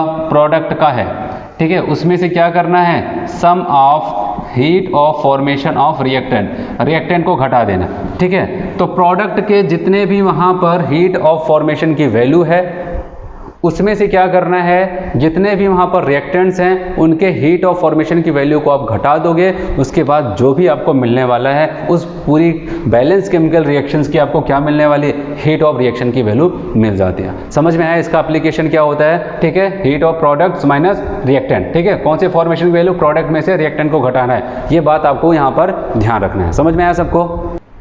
चलिए यहाँ पर हम लोग देखते हैं अगली, यहाँ पर हम लोग प्रॉपर्टीज देखते हैं यहाँ पर हीट ऑफ रिएक्शन, जो कि 3rd नंबर पे है हीट ऑफ कंबशन, ठीक है, हीट ऑफ कंबर्शन, ये भी क्या होता है, एक हीट ऑफ रिएक्शन है, ठीक है, लेकिन कंबर्शन की प्रोसेस होती है तो इसको हम लोग क्या कहते हैं, हीट ऑफ कंबर्शन कह देते हैं। चलिए इसकी सही डेफिनेशन की बात करते हैं। बताया गया अगर कोई भी सब्सटेंस 1 मोल, कोई भी 1 मोल सब्सटेंस लेकर के चलते हैं in excess of oxygen, oxygen की बहुत ही अधिक मात्रा में हम लोग क्या करते हैं, उसको बर्न करते हैं, कंप्लीटली बर्न करते हैं। ऑक्सीजन की अधिक मात्रा में क्या करते हैं, किसी भी 1 मोल, याद रहे, किसी भी 1 मोल सब्सटेंस को हम लोग क्या करते हैं, ऑक्सीजन की अधिक मात्रा में एक्सेस में उसको क्या करते हैं, बर्न करते हैं। उस दौरान जो भी हीट इवॉल्व होती है, एब्जॉर्ब नहीं, इवॉल्व होती है, ठीक है, जो भी हीट इवॉल्व होती है उसको हम लोग क्या कहते हैं, वो हीट ऑफ कंबर्शन। देखो हीट ऑफ फॉर्मेशन के केस में मैंने बताया था हीट एब्जॉर्ब भी हो सकती है, इवॉल्व भी हो सकती है, ठीक है, एब्जॉर्ब इवॉल्व दोनों हो सकता था, लेकिन यहाँ पर क्या हो जाता है, केवल मैं कह रहा हूँ कि जो भी हीट इवॉल्व होती है, मतलब ये क्या होता है, एक एक्सोथर्मिक प्रोसेस होता है। 1 मोल कोई भी सब्सटेंस है, एक्सेस ऑफ ऑक्सीजन की प्रेजेंस में क्या करते हैं, उसको बर्न करते हैं, कंप्लीट बर्न करते हैं, जो भी हीट बाहर निकलेगी उसी को हम लोग क्या कहते हैं, वहाँ पर हीट ऑफ कंबर्शन के नाम से जानते हैं। जैसे मैं आपको यहाँ पर समझा रहा हूँ, हमने लिया यहाँ पर कार्बन ग्रेफाइट लिया, ऑक्सीजन के साथ इसको क्या करते हैं, जलाते हैं, और आपको होता है कंप्लीट कंबर्शन का मतलब क्या होता है, कंप्लीट कंबर्शन का मतलब कार्बन कहाँ तक पहुँचना चाहिए, कार्बन डाइऑक्साइड तक पहुँचना चाहिए, उसी को कहते हैं कंप्लीट कंबर्शन। अब यहाँ पर कार्बन ग्रेफाइट लिया, ऑक्सीजन की प्रेजेंस में इसको जलाया, ये कार्बन डाइऑक्साइड बन जाता है। तो आप बताओगे यहाँ पर भाई सबसे पहले तो कहेंगे कोई भी रिएक्शन हुई तो उसको कहेंगे जो भी हीट निकल रही है इसको हीट ऑफ रिएक्शन तो कहेंगे, लेकिन हीट ऑफ रिएक्शन को हम लोग नाम क्या देने वाले हैं यहाँ पर, हीट ऑफ कंबर्शन। क्यों, क्योंकि आपको दिख रहा है यहाँ पर कार्बन को, कार्बन के कितने मोल को, 1 मोल को हम लोग क्या कर रहे हैं, ऑक्सीजन की प्रेजेंस में इसको जला रहे हैं और इसको क्या करते हैं, कंबर्स्ट कर रहे हैं, और कार्बन पहुंच रहा है कहां पर, कार्बन डाइऑक्साइड पे, ठीक है, इसको हीट ऑफ कंबर्शन का। लेकिन सवाल आता है क्या इसको हीट ऑफ फॉर्मेशन भी कह सकते हैं कि नहीं कह सकते हैं, आप खुद थिंक करके बताओ। आप बताओ इसको हीट ऑफ कंबर्शन भी कह सकते हैं, क्योंकि हीट ऑफ फॉर्मेशन, कंबर्शन तो कह सकते हैं क्योंकि 1 मोल को जला रहे हैं वो कार्बन डाइऑक्साइड में पहुंच रहा है, ठीक है, लेकिन फॉर्मेशन भी कह सकते हैं कि नहीं। इसके लिए फॉर्मेशन वाला क्या कहता था कि प्रोडक्ट 1 मोल बनना चाहिए, यहाँ पर देखा कि हाँ 1 ही मोल बन रहा है। बताया स्टेबल फॉर्म से बनना चाहिए, बताया कि हाँ कार्बन का ग्रेफाइट स्टेबल होता है और ऑक्सीजन का O2 स्टेबल होता है, उसी तो बन रहा है। तो कहने का मतलब यहाँ पर जो इस रिएक्शन में जो हीट इवॉल्व होगी उस हीट ऑफ रिएक्शन को हीट ऑफ कंबर्शन भी कहा जाता है, और उस heat of reaction heat of formation भी कहा जा सकता है, ठीक है। अगले एग्जाम्पल की बात करते हैं। यहाँ पर कार्बन सॉलिड लिया, ऑक्सीजन हाफ O2 से रिएक्शन कराया, कार्बन मोनोऑक्साइड बनाया। फिर आपसे पूछा जाएगा बताओ जो भी यहाँ पर हीट ऑफ रिएक्शन है क्या उसको हीट ऑफ कंबर्शन कह सकते हैं, कह सकते हैं नहीं कह सकते? तो आप बताओगे क्या यहाँ पर मैंने आपको बताया था कंप्लीट कंबर्शन होना चाहिए। कंप्लीट कंबर्शन का मतलब कार्बन कहाँ तक पहुँचे, कार्बन डाइऑक्साइड पे, लेकिन ये कहाँ पर रुक गया, कार्बन मोनोऑक्साइड पे रुक गया। तो इस हीट ऑफ रिएक्शन को हीट ऑफ कंबर्शन का नाम नहीं देने वाले हो। क्यों नहीं दिया, क्या कारण था, यहाँ पर नहीं बोला गया। बताया कि ये कार्बन मोनोऑक्साइड है, नहीं, हमको चाहिए था कंप्लीट कंबर्शन के दौरान जो हीट निकलती है उसको हीट ऑफ कंबर्शन कहा जाता है। यहाँ पर अभी कंप्लीट कंबर्शन हुआ नहीं तो इसको कैसे हीट ऑफ कंबर्शन कह देंगे, ठीक है। फिर आते हैं यहाँ पर कार्बन मोनोऑक्साइड है, हाफ O2 से रिएक्शन कराया, कार्बन डाइऑक्साइड बन जाता है। फिर बताया कि यहाँ पर जो हीट ऑफ रिएक्शन होगी बताओ कि इसको हीट ऑफ कंबर्शन कह सकते हैं कि नहीं कह सकते, आप खुद सोचो। कार्बन मोनोऑक्साइड था, हाफ O2 था, कार्बन डाइऑक्साइड, तो हीट ऑफ कंबर्शन कह सकते हैं। क्यों कह सकते हैं, क्योंकि आपको ये पता होना चाहिए, क्योंकि यहाँ पर ये मायने नहीं रखता है ये स्टेबल फॉर्म हो, ये फिर यहाँ पर कंबर्शन में ये मायने नहीं रखता, बस चाहे जिसको जला रहे हैं वो कार्बन डाइऑक्साइड तक पहुँचना चाहिए। कार्बन यहाँ पर है, वो कार्बन डाइऑक्साइड में पहुँच रहा है, भले ही कार्बन मोनोऑक्साइड से आ रहा है। तो आप बताओगे इस हीट ऑफ रिएक्शन को हीट ऑफ कंबर्शन कहा जाएगा, लेकिन हीट ऑफ फॉर्मेशन नहीं कहा जाएगा। क्यों नहीं कहा जाएगा, क्योंकि यहाँ पर भी 1 मोल कार्बन डाइऑक्साइड तो बन रहा है, ऑक्सीजन आ रहा है O2 से, लेकिन आपको दिख रहा है यहाँ पर कार्बन कहाँ से आ रहा है, कार्बन मोनोऑक्साइड से आ रहा है। और कार्बन कहाँ से आना चाहिए, तो ग्रेफाइट से या तो सॉलिड से आना चाहिए था। तो कहने का मतलब ये हो जाता है हीट ऑफ कंबर्शन, ठीक है। अब बात आ गई, चलो ठीक है, आपने हीट ऑफ कंबर्शन के बारे में सीख लिया, फिर इसका यूज़ क्या होने वाला है, इसका एप्लीकेशन क्या हो जाएगा, इसके बारे में देखते हैं। बताइए कि अगर कोई भी एक रिएक्शन दे दी जाए, ठीक है, रिएक्टेंट्स है बहुत सारे प्रोडक्ट्स हैं, और उस रिएक्शंस में जितने भी रिएक्टेंट यूज़ किए गए हैं, जितने भी प्रोडक्ट्स यूज़ किए गए हैं, अगर सबके हीट ऑफ कंबर्शन की वैल्यू दे दी जाए और हमसे कहा जाए क्या इसकी मदद से आप हीट ऑफ रिएक्शन को निकाल सकते हो, हाँ आसानी से निकाल सकते हो। यहाँ पर याद रखना हीट ऑफ रिएक्शन बराबर कंबर्शन के टर्म में याद रखना सम ऑफ हीट ऑफ कंबर्शन किसका, इस बार रिएक्टेंट का, ठीक है, minus sum of heat of combustion किसका, प्रोडक्ट का, ठीक है। तो याद रखना यहाँ पर अगर जितने भी रिएक्टेंट, जितने भी प्रोडक्ट्स वहाँ पर यूज़ हुए हैं, जितने रिएक्टेंट, जितने प्रोडक्ट वहाँ पर यूज़ हुए हैं, ठीक है, सबके हीट ऑफ कंबर्शन की वैल्यू दे दी जाए तो हम लोग आसानी से क्या करेंगे, जितने भी रिएक्टेंट हैं सबके हीट ऑफ कंबर्शन को क्या करते हैं वहाँ पर जोड़ लेंगे, फिर जितने भी प्रोडक्ट हैं उनके हीट ऑफ कंबर्शन को आपस में जोड़ लेंगे, फिर हीट ऑफ रिएक्टेंट्स में से हीट ऑफ प्रोडक्ट को क्या करते हैं वहाँ पर कंबर्शन को घटा देंगे, और जो भी बचेगा घटने के बाद वो आपका नेट यहाँ पर उस रिएक्शन का हीट ऑफ रिएक्शन निकल के आ जाता है। समझ में आया सबको यहाँ पर? चलिए यहाँ पर कंबर्शन से जुड़ी हुई एक और इंपॉर्टेंट बात हम लोग यहाँ पर सीखते हैं। अभी मैंने आपको बताया कंबर्शन का मतलब क्या होता था, कोई भी एक मोल सब्सटेंस को कंप्लीटली बर्न करते हैं, जो हीट निकलती थी कंबर्शन कहलाती थी, एक मोल। लेकिन यहाँ पर एक टर्म चलता है कैलोरीफिक वैल्यू या फिर फ्यूल वैल्यू, कैलोरीफिक वैल्यू या फिर फ्यूल वैल्यू। ये क्या होता है, यहाँ पर देखो, यहाँ पर आपको डिफरेंशिएशन करना है। यहाँ पर क्या करना है, दोनों में कहा गया कि अगर एक मोल को आप बर्न करते हो कंप्लीटली तो उसको कहा जाता है क्या, हीट ऑफ कंबर्शन। लेकिन अगर 1 ग्राम, क्या होता है, अगर 1 ग्राम को बर्न करते हो, ठीक है, जो भी हीट इवॉल्व होती है उसी को क्या कहा जाता है, उस हीट को 1 ग्राम, कोई भी सब्सटेंस है, ठीक है, अगर उसका 1 ग्राम जलाते हैं, एक मोल 1 ग्राम जलाते हैं तो उस दौरान इसका टर्म बदल जाता है, वो कैलोरीफिक वैल्यू कहलाता है, जो भी हीट वहां पर निकलती है। जैसे कि एक सिंपल सा एग्जांपल मैं आपको दिखाऊं, उसके बाद इसका तो फॉर्मूला आपको याद हो जाएगा। जैसे कि कार्बन सॉलिड था, ठीक है, ऑक्सीजन से रिएक्शन कराया, कार्बन डाइऑक्साइड निकला, हीट जो यहाँ पर था उसको मैंने कहा हीट ऑफ कंबर्शन कहा जाता है, ठीक है, ऐसा मैंने कहा।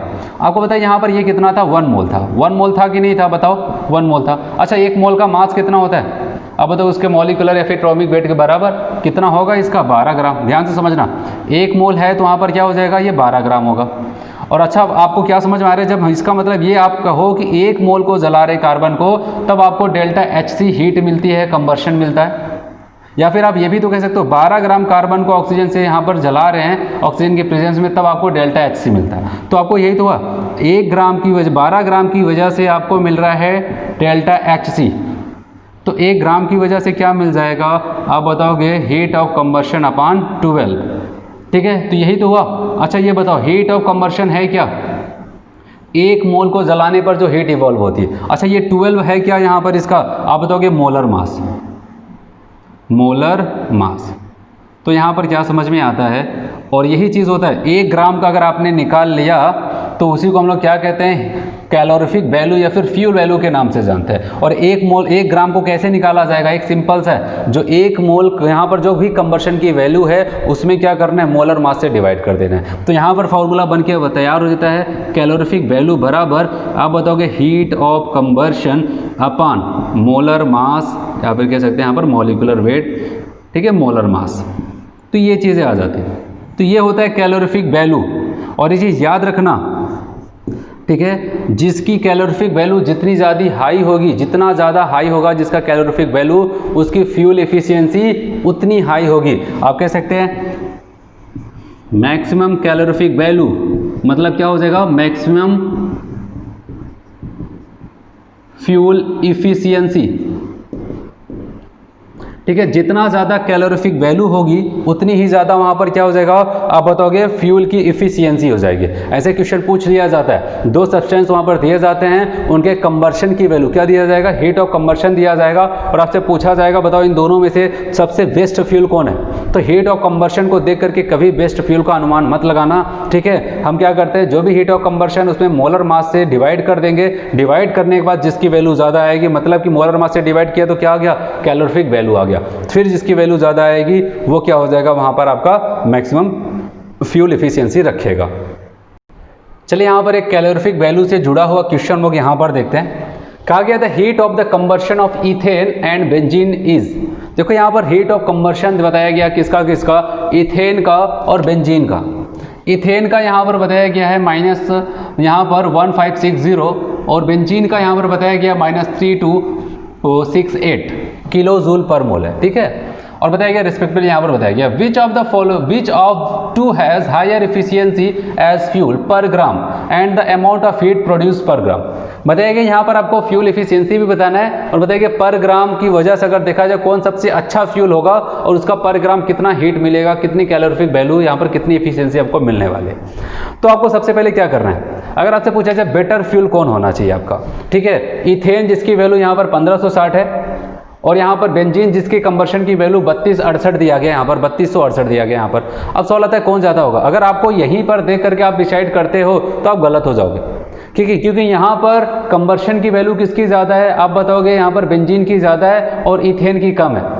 लेकिन आप तब तक सही नहीं बता सकते जब तक आप वहाँ पर उसकी कैलोरीफिक वैल्यू नहीं निकालते हैं, ठीक है। आप वहाँ पर कंबर्शन की वैल्यू से ही नहीं बता सकते। चलिए हम लोग बात करते हैं यहाँ पर, अगर इथेन की बात, कैलोरीफिक वैल्यू को कैसे निकाला जाता था, आप बताओगे heat of combustion divided by molecular weight, ठीक है, ऐसे। चलिए अगर हम लोग बात करते हैं इथेन के केस में, C2H6 होता है इथेन, यहाँ पर मॉलिक्यूलर वेट कितना हो जाएगा, यहाँ पर 12 दूनी 24, 6 30, ठीक है, 30 आ जाएगा। तो इसकी कैलोरीफिक वैल्यू क्या आ जाएगी, इथेन की वैल्यू यहाँ पर बताया गया है 1560, ठीक है, अपान यहाँ पर 30, ठीक है। इसको हम लोग यहाँ पर सॉल्व करेंगे तो यहाँ पर ये कैंसिल हुआ, यहाँ पर 5 and 2 आ जाएगा, 52 आ जाता है, ठीक है। आप बताओगे यहाँ पर 52 कैलोरीफिक वैल्यू आती है इथेन की। चलिए यहाँ पर बात करते हैं हम लोग C6H6 बेंजीन की, मॉलिक्यूलर वेट कितना हो जाएगा, 12×72 ये हो जाएगा, और 6 यहाँ पर 78, 78 आ जाएगा। कैलोरीफिक वैल्यू की बात करते हैं, अब बताओगे यहाँ पर हीट ऑफ कंबर्शन कितना है इसका, माइनस रखो या ना रखो कोई मतलब नहीं, 3268 अपान 78। आप इसको सॉल्व करोगे, आपकी ये वैल्यू जो आएगी लगभग 41.9 आएगी। अब बताओ कौन सा ज़्यादा हुआ, किसकी कैलोरीफिक वैल्यू, ये 52 है और ये 41 है, तो कौन सा ज़्यादा हुआ, इथेन का। तो आप बताओ इथेन की कैलोरीफिक वैल्यू अच्छी होगी और वो कितना होगा, 52 किलोग्राम पर किलो जूल पर ग्राम आ जाएगा। तो ऐसे वहाँ पर हम लोग कैलोरीफिक वैल्यू या फिर फ्यूल एफिशिएंसी को चेक करते हैं। तो याद रहे कभी भी ये देख करके नहीं देखना है कंबर्शन की वैल्यू, हम लोग क्या करते हैं कैलोरीफिक वैल्यू निकालेंगे तभी उससे संतुष्टि मिलेगी, ठीक है, कौन वहाँ पर अच्छा फ्यूल है और कितनी उसकी वैल्यू है। समझ में आया सबको। चलिए यहाँ पर हम लोग अगली हीट ऑफ रिएक्शन की बात करते हैं जिसका नाम है हीट ऑफ न्यूट्रलाइजेशन, ठीक है। हीट ऑफ न्यूट्रलाइजेशन के बारे में लोग यहाँ पर पढ़ने वाले हैं। और आपको पता है न्यूट्रलाइजेशन होता क्या है, न्यूट्रलाइजेशन की रिएक्शन क्या होती है। अब बताओ जब एसिड और बेस की आपस में रिएक्शन कराते हैं तो वहाँ पर क्या हो जाता था, साल्ट का फॉर्मेशन और वाटर बनता था, ये तो होता था। और इस रिएक्शन को हम लोग इस रिएक्शन को हम लोग न्यूट्रलाइजेशन की रिएक्शन कहते हैं। इस दौरान जो भी हीट बाहर निकलती है उसको क्या कहा जाता है, हीट ऑफ न्यूट्रलाइजेशन। लेकिन एक कंडीशन है, अभी तो यहाँ पर नॉर्मल डेफिनेशन थी, कंडीशन ये कहता है जब कोई स्ट्रॉन्ग एसिड, ठीक है, ऐसे हम लोग यहाँ पर पहले ये कॉन्सेप्ट लिख लेते हैं, कोई स्ट्रॉन्ग एसिड हो और इसकी रिएक्शन स्ट्रॉन्ग बेस से कराई जाए, ठीक है, तो आपको पता है वहाँ पर साल्ट बनेगा और वाटर बनता है, ठीक है, यही होता है न्यूट्रलाइजेशन की रिएक्शन। लेकिन कंडीशन यहाँ पर स्ट्रॉन्ग एसिड स्ट्रॉन्ग बेस लेके चलना है, और ऐसा नहीं कि स्ट्रॉन्ग एसिड स्ट्रॉन्ग बेस ले लिया तब वहाँ पर हीट ऑफ न्यूट्रलाइजेशन हमको दिखने लगेगी, नहीं। यहाँ पर एक कंडीशन है, कितना होना चाहिए, 1 ग्राम इक्विवेलेंट, कहा गया 1 ग्राम इक्विवेलेंट एसिड हो, स्ट्रॉन्ग एसिड हो, इसको कंप्लीटली न्यूट्रलाइज करते हैं 1 ग्राम इक्विवेलेंट, क्या होता है इक्विवेलेंट बेस से, तो उस दौरान जो भी हीट इवॉल्व होगी उसी को हम लोग क्या कहते हैं, हीट ऑफ न्यूट्रलाइजेशन कहते हैं। समझ में आया, एक बार फिर से समझो। कहा गया अगर 1 ग्राम इक्विवेलेंट स्ट्रॉन्ग एसिड लिया जाए, उसको कंप्लीटली न्यूट्रलाइज करने के लिए अगर 1 gram equivalent strong base use किया जाए तो उस दौरान जो भी हीट निकलेगी मतलब क्या हो जाता है, यहाँ पर भी हम लोग क्या कह रहे हैं, एक्सोथर्मिक प्रोसेस है, ठीक है। हीट ऑफ न्यूट्रलाइजेशन एक एक्सोथर्मिक प्रोसेस है, जो भी हीट वहाँ पर इवॉल्व होगी उसी हीट को हम लोग हीट ऑफ न्यूट्रलाइजेशन के नाम से जानते हैं, ठीक है, ये चीज़ हो जाती है। अब कितना हीट ऑफ न्यूट्रलाइजेशन होगा मैं आपको एक एग्जाम्पल से समझा रहा हूँ। माना कि एक स्ट्रॉन्ग एसिड HCl था, एक स्ट्रॉन्ग बेस NaOH था, और इसके ग्राम इक्विवेलेंट बहुत सारे फार्मूले होते हैं, ये मत कहना कि आपको नहीं पता है। जैसे N1V1 लिया, ठीक है, N1V1 की वैल्यू 1 आ गई, इसके भी N1V1 की वैल्यू 1 आ गई, मतलब 1 ग्राम इक्विवेलेंट HCl लिया, 1 ग्राम इक्विवेलेंट NaOH लिया। अब यहाँ पर ये क्या हो जाएगा, NaCl और यहाँ पर H2O का फॉर्मेशन हो जाता है, NaCl और वाटर का फॉर्मेशन यहाँ पर हो जाता है। तो इस दौरान जो भी हीट निकलती है उसको हीट ऑफ न्यूट्रलाइजेशन कहा जाता है, और उसकी वैल्यू कितनी होती है ये भी सुन लो, यहाँ पर -13.7 किलो कैलोरी पर इक्विवेलेंट, ठीक है, ये होता है। बताइए ये कैसे पता चला, कोई तो कैलकुलेशन लोग किए नहीं, ठीक है। या फिर बताया गया, या फिर क्या यहाँ पर बताया गया, हीट ऑफ न्यूट्रलाइजेशन बताया गया -57.2 किलोजूल पर इक्विवेलेंट, ये क्या हो रहा है, ठीक है। तो कहने का मतलब एक चीज़ याद रखो, heat of neutralization fix value होती है, और सब जहाँ तो निकालना पड़ता है, कोई भी रिएक्शन बदल दिया, ये सारी चीज़ें। लेकिन अगर ये कंडीशन आपको पता है, कोई स्ट्रॉन्ग एसिड कोई स्ट्रॉन्ग बेस लिया, सबके दोनों के क्या लेते हैं, 1-1 ग्राम इक्विवेलेंट लेते हैं, तो उस दौरान हीट जो निकलती है उसको हीट ऑफ न्यूट्रलाइजेशन कहा जाता है। और वो हीट ऑफ न्यूट्रलाइजेशन की वैल्यू फिक्स होती है। किलो कैलोरी की बात करते हैं तो -13.7 किलो कैलोरी पर इक्विवेलेंट की बात किया जा रहा है। ठीक है, अगर हम लोग बात करते हैं किलो जूल में देखना चाहते हैं तो माइनस में आ जाएगा 57.2 किलो जूल पर इक्विवेलेंट। तो कहने का मतलब ये वैल्यू फिक्स होती है, यहाँ पर कुछ कैलकुलेशन नहीं करना होता है, वैल्यू यहाँ पर फिक्स होती है। फिर बात करते हैं, चलो आज आपने कहा ठीक है दोनों को स्ट्रॉन्ग लेकर के चले, कल को क्वेश्चन में कोई एक वहाँ पर वीक आ जाए या फिर दोनों वीक आ जाते हैं, तब क्या वहाँ पर भी तब भी यही वैल्यू लगानी है? नहीं, वहाँ पर क्या करना है आपको याद रखना, अगर इसमें से कोई भी एसिड वीक हो जाए या फिर हमारा वहाँ पर बेस वीक हो जाए या फिर दोनों वीक हो जाए, तो इस कंडीशन में जो हीट ऑफ न्यूट्रलाइजेशन की वैल्यू होगी वो हमेशा इनसे कम होगा। वहाँ पर ऑप्शन में आपको दिया जाएगा वैल्यू, तो या तो इनके बराबर दिया जाएगा या फिर इनसे ज़्यादा दिया जाएगा, या फिर एक ऑप्शन वहाँ पर क्या दिया जाएगा, इनसे कम। तो आपको किसको टिक करना है? जहाँ पर -13.7 किलो कैलोरी से कम हो या फिर -57.2 किलो जूल से कम हो। ठीक है, तो ये आपको वहाँ पर टिक करना है। तो समझ में आया सबको वहाँ पर क्या करना था आपको? ठीक है, ऐसे हीट ऑफ न्यूट्रलाइजेशन को डिफाइन किया जाता है। चलिए यहाँ पर एक क्वेश्चन है, इसको हम लोग और अच्छे से समझते हैं और क्वेश्चन इंपॉर्टेंट है। बताया कि if H plus OH minus क्या करता है, H2O का फॉर्मेशन करता है और यहाँ पर 13.7 किलो कैलोरी हीट रिलीज होती है। मतलब यहाँ पर क्या समझ में आया, एसिड और बेस आपस में रिएक्शन करते हैं, यहाँ पर क्या हो जाता है 13.7 किलो कैलोरी हीट मिलती है। ठीक है, इसने आपको हिंट दे दिया है हीट के बारे में। बताइए कि the heat of complete neutralization of 1 mole of H2SO4 with base in excess will be. कहा गया अगर 1 मोल H2SO4 लेकर के चलते हैं, ठीक है, किसी बेस से, कोई भी बेस है यहाँ पर, उसे कंप्लीट न्यूट्रलाइजेशन करते हैं, तो बताइए कितना हीट यहाँ पर इवॉल्व होगा। तो याद रखना ये कब है, जब ये 1-1 ग्राम इक्विवेलेंट यूज़ किए जाते हैं, तब जाकर के यहाँ पर क्या हो जाए 13.7 किलो कैलोरी हीट आपको मिलती है। लेकिन यहाँ पर 1 ग्राम इक्विवेलेंट का नहीं पूछा, कहा गया आपको H2SO4 1 मोल लेके चलना है। ठीक है, अब आप खुद बताओ ग्राम इक्विवेलेंट का फॉर्मूला क्या होता है, मोल के टर्म में N×X क्या हो जाता है, N×X। मोल कितना दिया गया 1, और यहाँ पर इसके लिए x की वैल्यू कितनी होती है H2SO4 के लिए 2, तो ओवरऑल यहाँ पर क्या हो जाएगा 2। तो ये क्या है, ग्राम इक्विवेलेंट था। इसका मतलब आपसे क्या पूछ रहा है, एक सिंपल सा यहाँ पर ध्यान दो, आपसे कहा जा रहा है कि 2 ग्राम इक्विवेलेंट H2SO4, यहाँ पर क्या करना है 2 ग्राम इक्विवेलेंट है। H2SO4 कितनी मात्रा में है, इसके ग्राम इक्विवेलेंट कितने हैं, 2 हैं। ठीक है, यहाँ पर आपको ये बताया गया था अगर 1 ग्राम इक्विवेलेंट लेके चलते हैं तब जाकर के वहाँ 13.7 आएगा, लेकिन यहाँ पर इसके ग्राम इक्विवेलेंट कितने हैं, 2 हैं। तो इसका मतलब आपको क्या पता है, बेस के बारे में कुछ नहीं बताया, बस ये बताया एक्सेस है। और आपको पता है सेम अमाउंट पे ग्राम इक्विवेलेंट आपस में क्या करते हैं, रिएक्शन करते हैं। अगर ये 2 ग्राम इक्विवेलेंट है तो बेस भी कितना होना चाहिए, 2 ग्राम इक्विवेलेंट होना चाहिए। ठीक है, यही तो कॉन्सेप्ट चलता है लॉ ऑफ ग्राम इक्विवेलेंट का। ये तो लगता है समान मात्रा में ग्राम इक्विवेलेंट आपस में रिएक्शन करते हैं और समान मात्रा में ग्राम इक्विवेलेंट प्रोडक्ट का भी फॉर्मेशन हो जाता है। तो इस हिसाब से यहाँ पर आपने देखा 1 मोल था, 1 × 2 कर दिया, x की वैल्यू 2 होती है, इसके लिए 2 एसिटिक H पाया जाता है, तो पता चला यहाँ पर इसके 2 ग्राम इक्विवेलेंट है और 1 ग्राम इक्विवेलेंट के इतना होता है, तो 2 ग्राम इक्विवेलेंट के लिए इसका क्या हो जाएगा, जस्ट डबल। और वो कितना हो जाएगा, अब बताओ 27.4 किलो कैलोरी आपको हीट वहाँ पर मिलने वाली है। तो ये भी आपको याद रखना है वहाँ पर कितना ग्राम इक्विवेलेंट। ये जो मैंने आपको पूरी कहानी बताई थी, यहाँ पर जो भी हीट निकलती है वो कितने के लिए, 1 ग्राम इक्विवेलेंट के लिए। यहाँ पर इसके मोल को लिख दिया 1 मोल, इसका मतलब 2 से यहाँ पर मल्टीप्लाई होगा तो ओवरऑल ये 2 ग्राम इक्विवेलेंट हो जाता है। समझ में आया सबको? चलिए यहाँ पर एक कॉन्सेप्ट हम लोग सीखते हैं, बॉन्ड एनर्जी या फिर जिसको कहा जाता है बॉन्ड डिसोसिएशन एनर्जी। ठीक है, बॉन्ड एनर्जी भी कह सकते हैं। ठीक है, अगर वहाँ पर केवल तोड़ ही रहे हैं तो उसको बॉन्ड डिसोसिएशन एनर्जी भी कहा जा सकता है। तो आते हैं यहाँ पर इसके डेफिनेशन की बात करते हैं। बताया कि अगर कोई 1 मोल गैसियस मॉलिक्यूल है, गैसियस मॉलिक्यूल है, ठीक है, उसके बॉन्ड को तोड़ करके, ठीक है, उसको क्या कहते हैं, गैसियस एटम में तोड़ दिया जाए। ठीक है, कोई भी एक कंपाउंड है, मॉलिक्यूल है, गैसियस है, गैसियस फॉर्म में है, हम लोग क्या करते हैं उसके बॉन्ड को तोड़ देते हैं, हीट दे करके उसके बॉन्ड को तोड़ देते हैं और तोड़ करके क्या कर देते हैं, उसको गैसियस एटम में कन्वर्ट कर देते हैं। उस दौरान जो भी हीट हम लोग देते हैं उसी को क्या कहा जाता है यहाँ पर, बॉन्ड डिसोसिएशन एनर्जी। तो 1 मोल गैसियस मॉलिक्यूल होना चाहिए, हम लोग उसके बॉन्ड को तोड़ेंगे तो जितनी एनर्जी बॉन्ड तोड़ने में खर्च होगी, ठीक है, वो हमारा हो जाएगा बॉन्ड डिसोसिएशन एनर्जी, या फिर इसको हम लोग बॉन्ड एनर्जी भी कह सकते हैं। ठीक है, यहाँ पर 2 आप पैसा पढ़ सकते हो।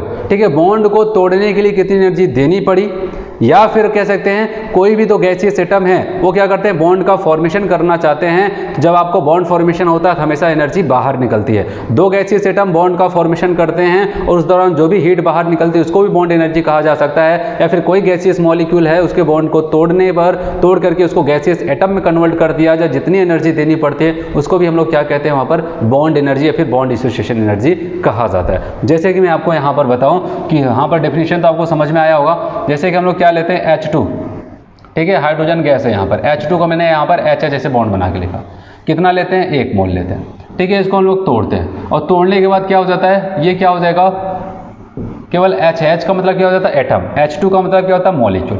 यहाँ पर एक गैसियस मॉलिक्यूल था जिसके बॉन्ड को हमने तोड़ करके इसको गैसियस एटम में कन्वर्ट कर दिया। इस दौरान जो भी हमको एनर्जी देनी पड़ी उसको हम लोग क्या कहते हैं, उस चीज़ को हम लोग बॉन्ड एनर्जी कहते हैं। समझ में आया सबको? उसी को हम लोग क्या कहते हैं यहाँ पर, बॉन्ड एनर्जी के नाम से हम लोग यहाँ पर जानते हैं। और क्या हो जाएगा, बॉन्ड एनर्जी किसका, HH का कहलाएगा, ठीक है। जैसे यहाँ पर हम लोग बात करें, क्लोरीन था, ठीक है, गैसियस था, 1 मोल लिया, इसके बॉन्ड को तोड़ा और तोड़ करके कहाँ तक पहुँचाना है, गैसियस एटम में पहुँचाना है। जो भी एनर्जी देनी पड़ी उस एनर्जी को कहेंगे bond energy of Cl, single bond Cl कहा जाएगा, Cl2। ऐसे अगर लोग बात करते हैं HCl की, गैसियस फॉर्म में है, ठीक है, 1 मोल लिया, 1 मोल होना चाहिए, ठीक है, गैसियस भी होना चाहिए। इसको तोड़ दिया तो यहाँ पर H गैस प्लस यहाँ पर Cl गैसियस एटम में कन्वर्ट कर दिया। और इस दौरान जितनी भी एनर्जी हमको देनी पड़ी होगी तो आप बताओगे बॉन्ड एनर्जी ये किसका हो जाएगा, HCl का, ठीक है। तो ये हो जाता है यहाँ पर। तो बॉन्ड एनर्जी क्या होता है आपको समझ में आया। अब सवाल आता है, चलो ठीक है, बॉन्ड एनर्जी आपको समझ में आ गया, इसका एप्लीकेशन क्या है, ठीक है, इसकी उपयोगिता क्या है, क्या कर सकते हैं अगर हमको बॉन्ड एनर्जी के बारे में इंफॉर्मेशन दिया जाए। कहा गया अगर कोई भी केमिकल रिएक्शंस है, ठीक है, वहाँ पर जितने भी बॉन्ड रिएक्टेंट में हैं या फिर जितने भी बॉन्ड प्रोडक्ट्स में हैं, ठीक है, अगर सब जितने भी बॉन्ड्स हैं और सब बॉन्ड के वहाँ पर बॉन्ड एनर्जी के बारे में हमको बता दिया जाए, उसकी एनर्जी दे दी जाए, तो उसकी मदद से हम लोग क्या कर सकते हैं, यहाँ पर पूरी रिएक्शन की हीट ऑफ रिएक्शन को निकाल सकते हैं। जैसे कि बताया था, हीट ऑफ फॉर्मेशन दे दिया जाए तो हीट ऑफ रिएक्शन निकाल सकते थे, हीट ऑफ कंबर्शन दिया जाए तब भी हीट ऑफ रिएक्शन निकाल सकते हैं। यहाँ पर बताया गया जितने भी बॉन्ड रिएक्टेंट, जितने भी बॉन्ड प्रोडक्ट्स में हैं, अगर सबकी बॉन्ड एनर्जी आपको दे दी जाए तो उनकी मदद से आप क्या कर सकते हो, आप यहाँ पर, ठीक है, इनकी भी हीट ऑफ रिएक्शन को निकाल सकते हो। तो यहाँ पर क्या हो जाता है फॉर्मूला, हीट ऑफ रिएक्शन बराबर सम ऑफ द बॉन्ड एनर्जी, ठीक है, of reactant minus sum of the bond energy of product, ठीक है। रिएक्टेंट में जितने लोग हैं सबकी बॉन्ड एनर्जी को जोड़ो, फिर जितने प्रोडक्ट में हैं सबके बॉन्ड एनर्जी को आपको वहाँ पर जोड़ लेना है, फिर इन दोनों को आपस में घटा देना है। घटाने के बाद जो भी वैल्यू आएगी उस पूरे रिएक्शन की क्या आ जाएगी, हीट ऑफ रिएक्शन आ जाती है, ठीक है। समझ में आया सबको? हम लोग इसको क्वेश्चन से कंफर्म करते हैं। चलिए यहाँ पर बॉन्ड एनर्जी से जुड़ा हुआ क्वेश्चन कैसे पूछा जाता है, ठीक है, उसको हम लोग देखते हैं। यहाँ पर एक क्वेश्चन दिया गया, बताया गया given the bond enthalpy of N triple bond N, H single bond H and single bond H, ठीक है, bonds are 945, 436 and 391 kilojoule per mole respectively.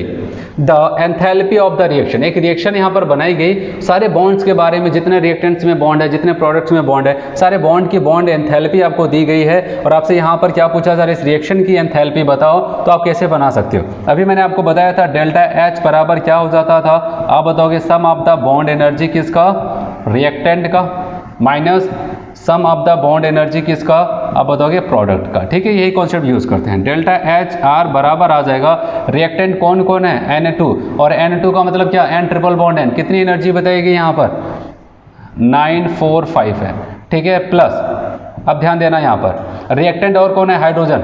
अच्छा बताओ यहाँ पर किसकी बॉन्ड एनर्जी, केवल H2 की दी गई है, कितना दिया गया, H2 का दिया गया, वो कितना यहाँ पर 436 बताया गया H2 का, लेकिन कितने H2 हैं यहाँ पर, पता चला यहाँ पर तो 3 H2 है। तो क्या करना पड़ेगा, केवल एक ही H2 का तो वो दिया है, 3 का थोड़ी ना दिया, एक का दिया है, तुमको क्या करना पड़ेगा, 3 है तो 3 इंटू एक का कितना बताया गया 436 हो जाएगा, ठीक है। रिएक्टेंट ये दो थे, इनकी एनर्जी को यहाँ पर लिख दिया गया, बॉन्ड एनर्जी को, फिर यहाँ पर माइनस करना था।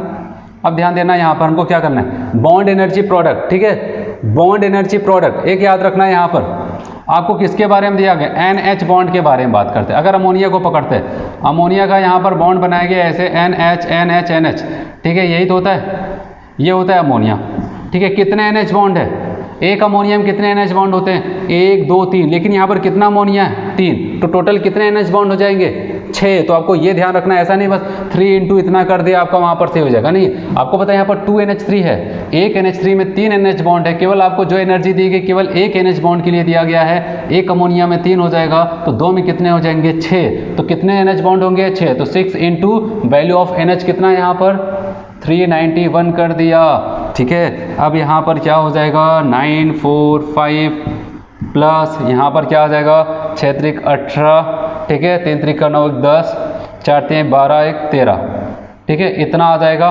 माइनस यहाँ पर करते हैं कितना आ जाएगा 6, यहाँ पर 4, ठीक है, यहाँ पर इतना आ जाता है 2 3 4 6 आ जाएगा, ठीक है। अब क्या करना है, इसको आपस में जोड़ना है, इसमें यहाँ पर घटा देना है और आप देखोगे वैल्यू कितनी आ जाएगी, ठीक है। आप बताओगे यहाँ पर क्या हो जाता है, ये 900 है और ये क्या होता है, ये 13 है, तो कहने का मतलब 1000 होता तो क्या हो जाता है यहाँ पर ये 23 होता। तो ओवरऑल ये वाली वैल्यू ज़्यादा, ये वाली कम है, तो वैल्यू किस में आने वाली है, माइनस में, और माइनस में कितना आ जाएगा, माइनस 93.93 किलो जूल आ जाएगा। एक ही ऑप्शन यहाँ पर माइनस में दिया, तो आप इसको यहाँ पर ऐसा कर सकते हो, ठीक है। समझ में आया सबको। चलिए यहाँ पर हम लोग पढ़ने वाले हैं अगला जो टॉपिक है यहाँ पर लॉ ऑफ थर्मोकेमिस्ट्री, ठीक है, थर्मोडायनेमिक्स नहीं, यहाँ पर लॉ ऑफ थर्मोकेमिस्ट्री, ठीक है। थर्मोकेमिस्ट्री के लॉ को हम लोग यहाँ पर पढ़ने वाले हैं, और कैसे पढ़ते हैं यहाँ पर देखो, यहाँ पर 2 लॉ आपको पढ़ना है, फर्स्ट लॉ और सेकेंड लॉ। फर्स्ट लॉ जो था वो क्या था, लेवोशियर एंड लैप्लास लॉ था, ठीक है, लेवोशियर एंड लैप्लास लॉ था। और इनका क्या कहना था, यहाँ पर देखो, इनका ये कहना था अगर कोई भी रिएक्शन फॉरवर्ड में चल रही है, फॉरवर्ड में एक्सोथर्मिक है, तो बैकवर्ड अगर उस रिएक्शन को जस्ट पलट दिया जाए, ठीक है, तो क्या हो जाता है वो अगले डायरेक्शन में, बैकवर्ड में क्या हो जाता है वो एंडोथर्मिक। तो कहने का मतलब सिंपल सा मतलब ये होता है, फॉरवर्ड में जितनी हीट मिल रही है उतनी ही हीट क्या होती है, बैकवर्ड में भी मिलने वाली। कोई एक पर्टिकुलर रिएक्शन फॉरवर्ड में जितनी हीट उतनी हीट बैकवर्ड में, बस यहाँ पर क्या हो जाता है, क्या हो जाता है, साइन बदल जाता है। क्योंकि इसका कहने का मतलब एक सिंपल सा ये होता है, कोई भी रिएक्शन अगर फॉरवर्ड में एक्सो है तो बैकवर्ड में क्या हो जाएगा, एंडो। अगर फॉरवर्ड में एंडो है तो बैकवर्ड में क्या हो जाएगा, एक्सो हो जाता है। जैसे मैं आपको समझा रहा हूँ यहाँ पर, जैसे कि हमने क्या लिया, कार्बन लिया, ऑक्सीजन से रिएक्शन कराया, कार्बन डाइऑक्साइड लिया, और यहाँ पर लिखा गया है -94 किलो कैलोरी हीट मिल रही है आपको, इतनी हीट बाहर इवॉल्व होती है। फिर आपने क्या किया, चलो ठीक है, फॉरवर्ड में आपने देखा इतनी रिएक्शन मिल रही है, आपने इस रिएक्शन को पलट दिया, कहा चलो ठीक है, इस बार कार्बन डाइऑक्साइड क्या हो जाएगा, कार्बन प्लस O2 में टूटेगा।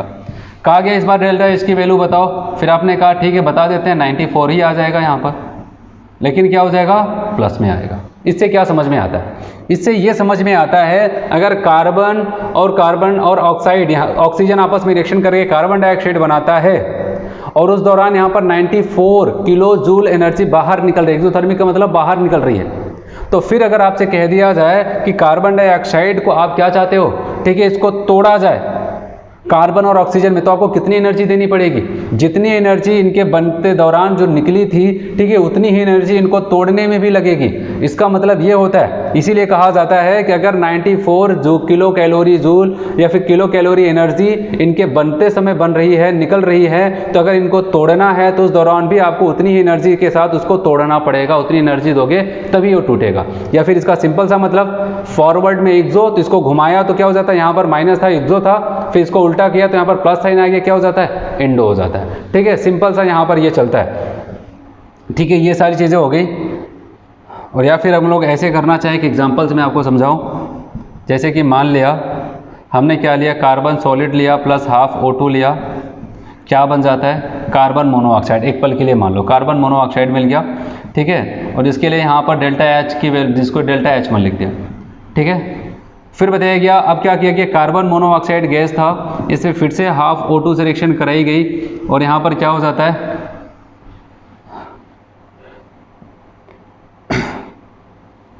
ठीक है, इसको अगर हम लोग पलट देते, ठीक है, यहाँ पर आपसे क्या कहा जाए, अब बताओ यहाँ पर कुछ भी वैल्यू है, इसका मान लिया यहाँ पर -x है, ठीक है। फिर आपसे कहा जाए चलो ठीक है, कार्बन मोनोऑक्साइड गैसियस था, इसको तोड़ोगे कैसे, हीट देना पड़ेगा, ये कार्बन सॉलिड प्लस यहाँ पर क्या हो जाएगा, हाफ O2 में टूट जाएगा, और आपसे पूछा जाएगा इसके लिए डेल्टा H की वैल्यू क्या हो जाएगी, अब बताओगे डेल्टा H2 क्या हो जाएगा, ये हो जाएगा +x हो जाता है। तो सिंपल सा वही है, कोई भी रिएक्शन वहाँ पर दिया जाए, चाहे कार्बन मोनोऑक्साइड, कार्बन डाइऑक्साइड, तो इनका यही था, फॉरवर्ड में एक्सो तो बैकवर्ड में एंडो, फॉरवर्ड में एक्सो बैकवर्ड में एक्सो आ जाता है। चलिए हेस लॉ की बात करते हैं। हेस लॉ ये कहता था, अगर आपका इनिशियल और फाइनल पॉइंट तय है, ठीक है, कोई भी केमिकल रिएक्शंस में फिक्स है रिएक्टेंट और प्रोडक्ट, वहाँ क्या करते हैं, एक पर्टिकुलर रिएक्टेंट से चलते हैं और एक फाइनल पर्टिकुलर प्रोडक्ट में जाते हैं, तो मायने नहीं रखता है कि रिएक्शन एक स्टेप में हो रही है या फिर मल्टीपल स्टेप से होकर के वो रिएक्शन कंप्लीट हो रही है, ठीक है। चाहे आप एक स्टेप में उस रिएक्शन को कंप्लीट कराओ, चाहे एक से ज़्यादा स्टेप आप रिएक्शन को कंप्लीट कराओ, हीट का चेंज सभी स्टेप्स में क्या हो जाएगा, सेम आने वाला। चाहे एक रास्ते से जाओ तब भी उतनी हीट का चेंज आएगा, चाहे आप दूसरे रास्ते से जाते तब भी हीट का चेंज उतनी आने वाला है। जैसे कि मैं आपको ये समझाऊँ, रिएक्शन चाहे एक स्टेप में करो चाहे मल्टीपल स्टेप में, कोई दिक्कत नहीं। जैसे कि मान लिया ए को हमने बी में पहुंचाया, ठीक है, डायरेक्ट ए से हमने क्या किया, इसको बी में पहुंचा दिया, और इस दौरान जो हमको हीट देनी पड़ी डेल्टा एच था, ठीक है, क्या था, डेल्टा एच था, ठीक है। अब हम लोग मान के चलते हैं कि हमने क्या किया, एक दूसरा प्रोसेस देखा, कहा कि चलो ठीक है, ए से बी में तो पहुँचना है, मतलब इनिशियल ए है फाइनल बी है, ये तो तय है। फिर हमने क्या किया, एक काम ये करते हैं, डेल्टा H1 एनर्जी यूज़ किया गया और क्या करते हैं, इसको पहले C में चेंज करते हैं, फिर C से क्या करते हैं, डेल्टा H2 एनर्जी यूज़ करते हैं और इसको B में पहुंचा देते हैं। तो अब भी इनका फाइनल और इनिशियल तो सेम है, इनिशियल है फाइनल भी। चलिए एक और रास्ता चूज किया गया, यहाँ पर पहले A को D में कन्वर्ट किया गया, एनर्जी का चेंज यहाँ पर जो आया है वो H3 हो गया, डेल्टा H3। फिर D को पहुँचाया गया E में, एनर्जी का चेंज आया डेल्टा H4।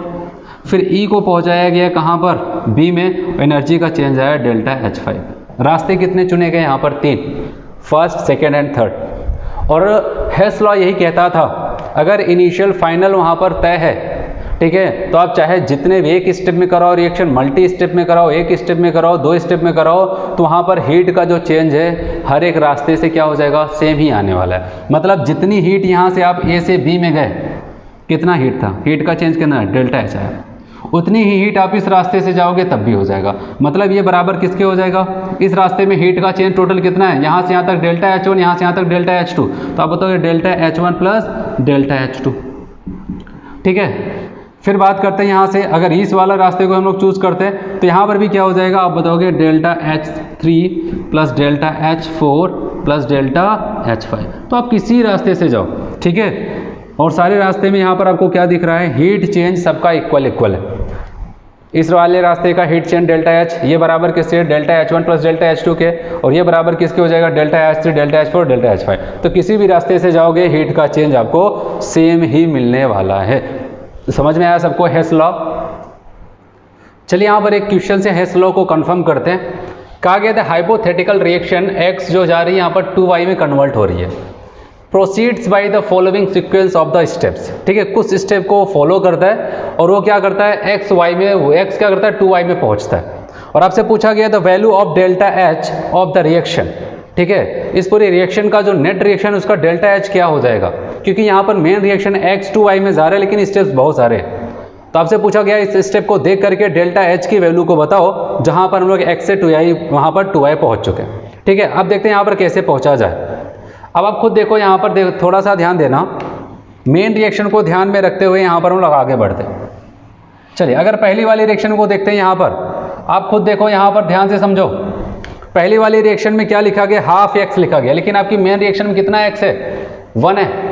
अब बताओ हाफ को 1 करना है तो क्या किया जाए, हाफ को 1 करना है तो क्या किया जाए, आप बताओगे 2 से मल्टीप्लाई कर दिया जाए। ध्यान से समझना, इस पूरी रिएक्शन में फर्स्ट वाले में हमने क्या किया, फर्स्ट में 2 से मल्टीप्लाई कर दिया, तो अब ये क्या बन जाएगा, यहाँ पर आपका 2x हो जाएगा, सॉरी यहाँ पर क्या हो जाएगा, केवल x हो जाएगा, यहाँ पर आपका x हो जाएगा, लेकिन इधर क्या हो जाएगा, इधर तो हाफ तो था नहीं, यहाँ पर क्या हो जाएगा, 2z हो जाएगा, ठीक है, उधर क्या हो जाता है, 2z हो जाता है, ठीक है। अब आगे देखते हैं हम लोग, यहाँ पर 2z हो गया। चलिए बात करते हैं, अब 2 से मल्टीप्लाई किए तो यहाँ पर हीट की वैल्यू भी क्या हो जाएगी, डबल हो जाएगी। अब यहाँ पर आपको ये समझ में आया, डेल्टा H की वैल्यू क्या हो जाएगी, 2q1 हो जाएगा, समझ में आया, डबल हो जाएगा। चलिए अब बात करते हैं यहाँ पर सेकेंड वाली रिएक्शन को भी ध्यान में रखिए, सेकेंड वाली रिएक्शन। अच्छा ये बताओ, क्या आपके मेन रिएक्शन में Z कहीं पर है, नहीं है ना, तो कहने का मतलब जब हम तीनों रिएक्शन को जोड़ेंगे तो Z वहाँ पर कैंसिल हो जाना चाहिए। यहाँ पर आपको दिख रहा है यहाँ पर Z है, ठीक है, लेफ्ट साइड है, यहाँ पर Z राइट साइड था जो कि अब 2Z बन चुका है। यहाँ पर Z तो मिल रहा है, ये दोनों एक दूसरे से कैंसिल आउट हो सकते थे, लेकिन वो 2Z हो चुका है, यहाँ पर केवल Z है। लेकिन अगर हमको कैंसिल आउट करना है क्योंकि हमारी मेन रिएक्शन में Z नहीं है, तो यहाँ पर भी क्या करना पड़ेगा, 2 से, दूसरी रिएक्शन में भी 2 से मल्टीप्लाई करेंगे।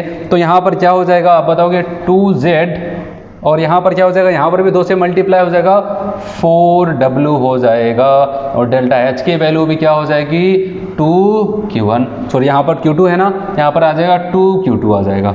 ठीक है, चलिए बढ़ते हैं आगे। अब तीसरी रिएक्शन में आपको दिख रहा है W है, मेन रिएक्शन में W नहीं, मतलब जो मेन रिएक्शन नहीं है इसका मतलब वो जब हम लोग रिएक्शन को जोड़ेंगे तो वो सब कैंसिल आउट हो जाने चाहिए। अब यहाँ पर जो W है वो अकेला है, अभी जो हमने यहाँ पर क्या किया, 2 से मल्टीप्लाई कर दिया तो W 4W हो चुका है। अब सवाल आता है थर्ड वाले में क्या किया जाए, क्योंकि मेन रिएक्शन में W नहीं दिखना चाहिए तो इसको कैंसिल आउट होना पड़ेगा, और थर्ड में हम लोग क्या करेंगे यहाँ पर 4 से मल्टीप्लाई कर देंगे, जिसकी वजह से ये 4W हो जाएगा। ठीक है, और इधर क्या हो जाएगा, ये हाफ था, 4 से मल्टीप्लाई हुआ तो क्या हो जाएगा, 2y बन जाएगा, और मेन रिएक्शन हमारे 2y ही है, मतलब हमने सही किया यहाँ पर। अब डेल्टा H की वैल्यू क्या हो जाएगी, यहाँ पर Q3 था, 4 से मल्टीप्लाई किया तो 4Q3 हो जाएगा। ठीक है, अब इन तीनों को हम लोग जोड़ लेते हैं तो क्या हो जाएगा, 2Z कैंसिल हुआ, 4W कैंसिल हुआ, तो यहाँ पर क्या हुआ x, और यहाँ पर क्या हो जाएगा 2y, और इसीलिए हम लोग तो निकाल रहे थे, इसी के लिए तो निकाल रहे थे। ठीक है, तो यहाँ पर 3 रिएक्शन को जोड़नी पड़ी, इसका मतलब ये जो मेन रिएक्शन का जो हीट ऑफ रिएक्शन होगा वो किसके हीट ऑफ रिएक्शन के, इन तीनों को जोड़ना पड़ा ना, इन तीनों के हीट ऑफ रिएक्शन के सम के बराबर हो जाएगा। ठीक है, तो कहने का मतलब यही आता है यहाँ पर हेश लॉ में। तो यहाँ पर हम लोग कहेंगे 2Q1 प्लस 2Q2, और यहाँ पर क्या आ जाएगा, प्लस 4Q3 आ जाता है। अब बताओ यहाँ पर क्या किया जाए, कुछ कॉमन लिया जा सकता है, लिया जा सकता है, 2 को कॉमन ले लेते हैं, 2 को कॉमन ले लेंगे तो यहाँ पर आ जाएगा Q1 प्लस Q2 प्लस यहाँ पर 2Q3। ठीक है, और कौन सा ऑप्शन सही हो जाता है हम लोग का, यहाँ पर कौन सा सही हो जाएगा, आप बताओगे C वाला ऑप्शन यहाँ पर करेक्ट हो जाता है। समझ में आया सबको यहाँ पर। चलिए यहाँ पर हम लोग बहुत इंपॉर्टेंट टॉपिक यहाँ पर स्टार्ट करने वाले हैं, जिसका नाम है यहाँ पर spontaneous and non spontaneous processes. ठीक है, स्पॉन्टेनियस और नॉन स्पॉन्टेनियस प्रोसेसेस क्या होते हैं, उस प्रोसेस को अच्छे से बताने के लिए कौन कौन सी क्वांटिटीज़ पढ़नी पड़ती है, उसके बारे में हम लोग यहाँ पर सीखने वाले हैं। और यहाँ पर मैं आपको बता दूँ, स्पॉन्टेनियस का मतलब ये होता है कोई भी ऐसा प्रोसेस हो, कोई भी ऐसी रिएक्शंस हो जो खुद से होना चाहती है। ठीक है, या फिर जिसको हम लोग प्रॉपर एक इनिशिएशन दे देते हैं, उसके बाद वो होती चली जाती है। ठीक है, उसी को हम लोग क्या कहते हैं, स्पॉन्टेनियस प्रोसेस के नाम से जानते हैं, मतलब वो खुद होना चाहता है, वहां पर ऐसा नहीं कि उसको जबरदस्ती कराया जाए। ठीक है, समझ में आया। कोई भी ऐसा प्रोसेस हो या फिर कोई भी ऐसी रिएक्शंस हो जो खुद से होती है, या फिर थोड़ा सा इनिशिएशन दे दिया जाए, उसके बाद खुद से होना प्रारंभ हो जाती है, उसी को कहा जाता है क्या, स्पॉन्टेनियस प्रोसेसेस। और बताया गया नेचर में जितने भी प्रोसेस होते हैं सब के सब क्या होते हैं, स्पॉन्टेनियस होता है। ठीक है, सब के सब प्रोसेस जो भी होते हैं वो स्पॉन्टेनियस होते हैं, स्वतः होते हैं, खुद से होना पसंद करते हैं। ठीक है, अब बात करते हैं नॉन स्पॉन्टेनियस क्या होता है। तो नॉन स्पॉन्टेनियस की बात करते हैं, इसका जस्ट उल्टा, कोई भी ऐसी रिएक्शन हो,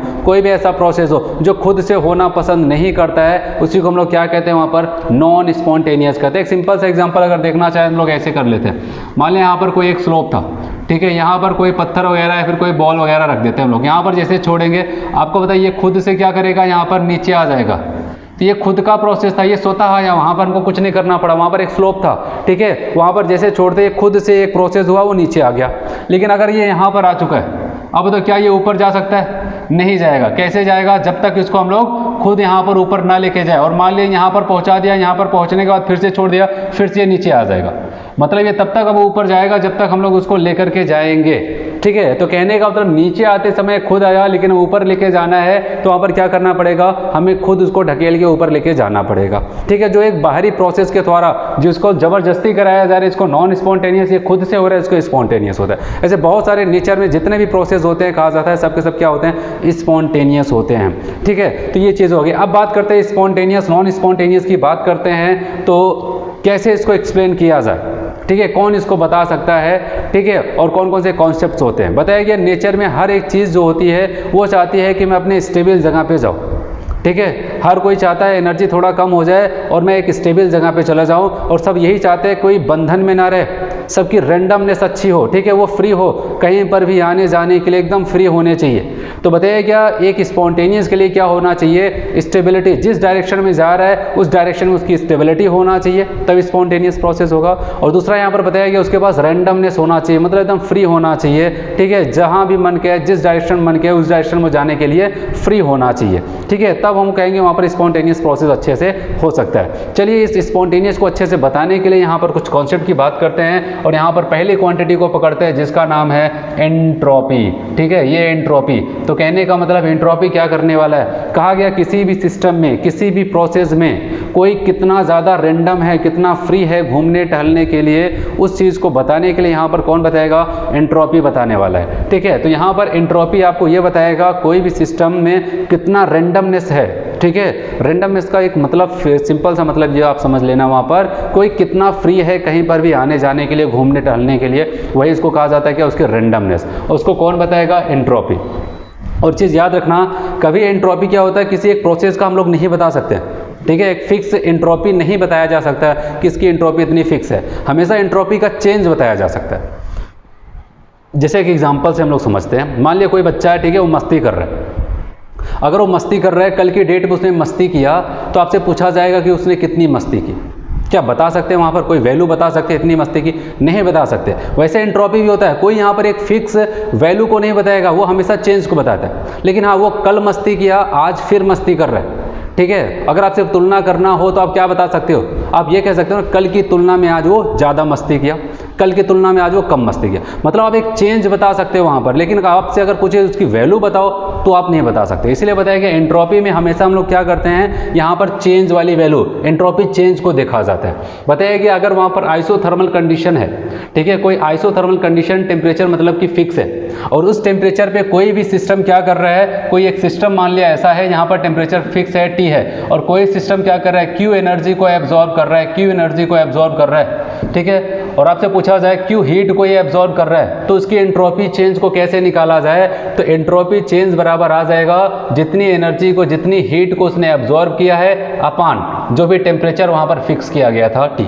तो इस पे भी क्वेश्चन बहुत बार पूछा गया है। एंट्रोपी चेंज का ये फॉर्मूला डेल्टा एस बराबर टी, आप कह सकते हैं यहाँ पर Q अपान T। Q यहाँ पर क्या है? Heat absorb by the system, system के द्वारा जितना हीट एब्जॉर्ब किया गया है वो है Q, और यहाँ पर T जो कि वहाँ पर एक फिक्स टेम्परेचर रखा गया था, ठीक है। तो इन दोनों का रेशियो ले लोगे तो आपको यहाँ पर एंट्रोपी चेंज मिल जाएगा। एंट्रोपी चेंज की बात हो रही है, ठीक है, यहाँ पर मिल जाता है। फिर बताया गया, यहाँ पर ध्यान देना, मान लिया कोई एक प्रोसेस है, ठीक है, तो अगर हमसे पूछा जाए एंट्रोपी चेंज को कैसे निकालना है, तो एंट्रोपी चेंज को आपको याद रखना है फाइनल माइनस इनिशियल करना है। आप केवल एक वैल्यू नहीं बता सकते, मैंने आपको बार बार बताया, वहाँ पर हम लोग चेंज बताते हैं, ठीक है। चेंज का मतलब क्या? Final minus initial.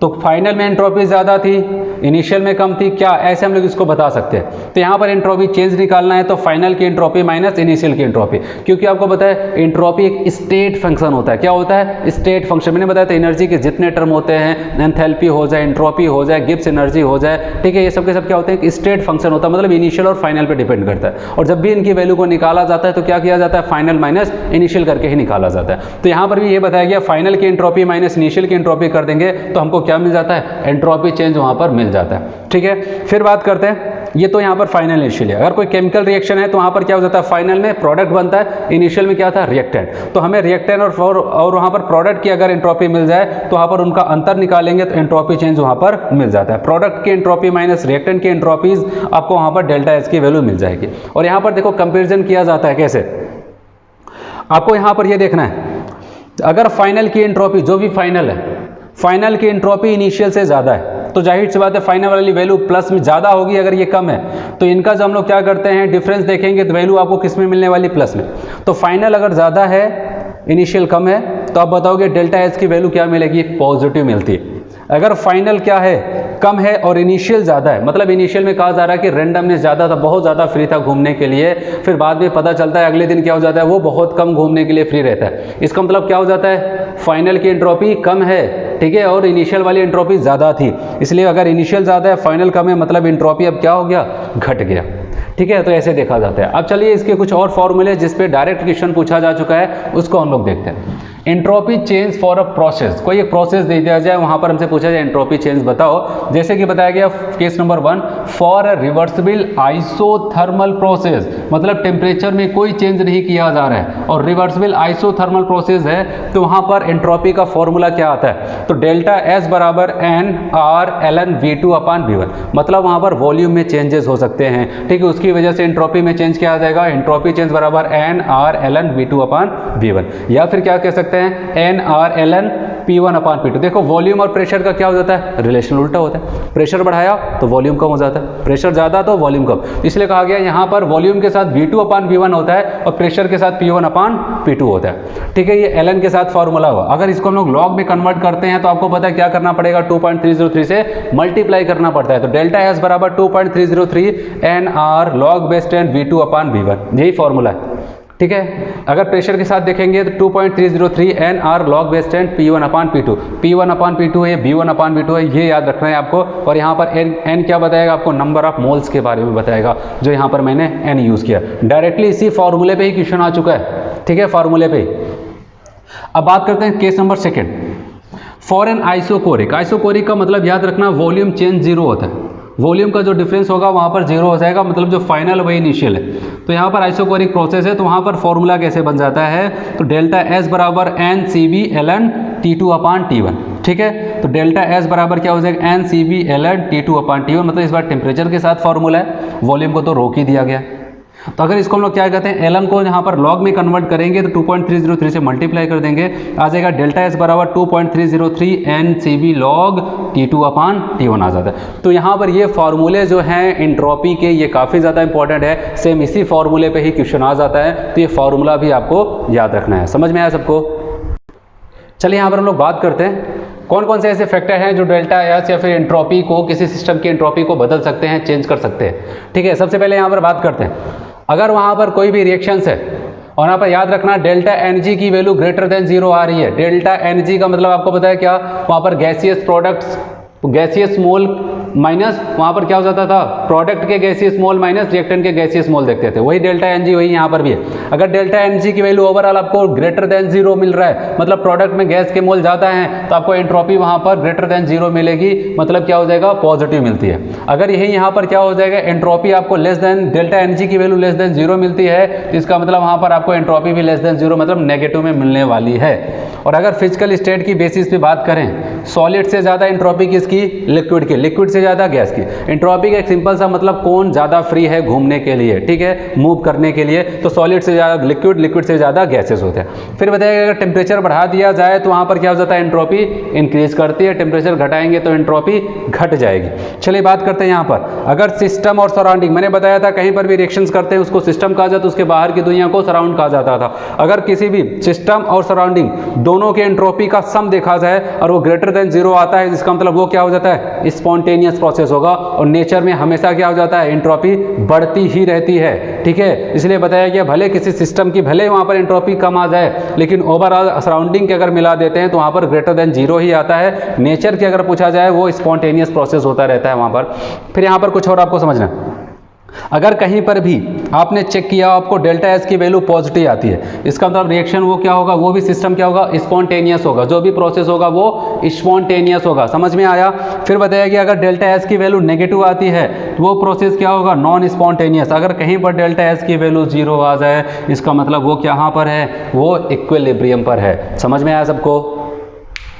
चलिए यहाँ पर एक और प्रोसेस, हम यहाँ पर एक और क्वांटिटीज पढ़ने वाले जिसका नाम है गिब्स एनर्जी। ये भी काफी ज्यादा इंपॉर्टेंट होता है, ठीक है। अभी हम लोग एंट्रोपी पढ़ के आ रहे हैं, अब यहाँ पर गिब्स एनर्जी को पढ़ रहे हैं। सबसे पहले इसकी डेफिनेशन को समझ लो। पता है या किसी भी सिस्टम को अगर हम लोग क्या करते हैं, एनर्जी देते हैं। आप सोच लो किसी भी सिस्टम को एनर्जी दिया जाता है तो वो क्या करता है, उस सिस्टम में से क्या हो जाएगा, कुछ एनर्जी को यूजफुल वर्क के लिए खर्च किया जाता है और कुछ एनर्जी को क्या किया जाता है, ठीक, अनयूजफुल वर्क के लिए खर्च किया जाता है, ठीक है। अब यहाँ पर यही बताया गया किसी भी सिस्टम को अगर एनर्जी दी जाती है उसमें से कितनी एनर्जी यूजफुल वर्क में यूज की गई है, ठीक है, यूजफुल वर्क में खर्च की गई है, उसी एनर्जी को हम लोग गिब्स एनर्जी कहते हैं। तो ओवरऑल आपके माइंड में किसी यूजफुल एनर्जी की बात कर रहा है, ठीक है, उसको हम कहते हैं गिब्स एनर्जी। जैसे कि हम लोग मान लेते हैं कोई एक सिस्टम था, ध्यान से समझो, उसको हमने क्या किया, वहां पर एनर्जी दिया।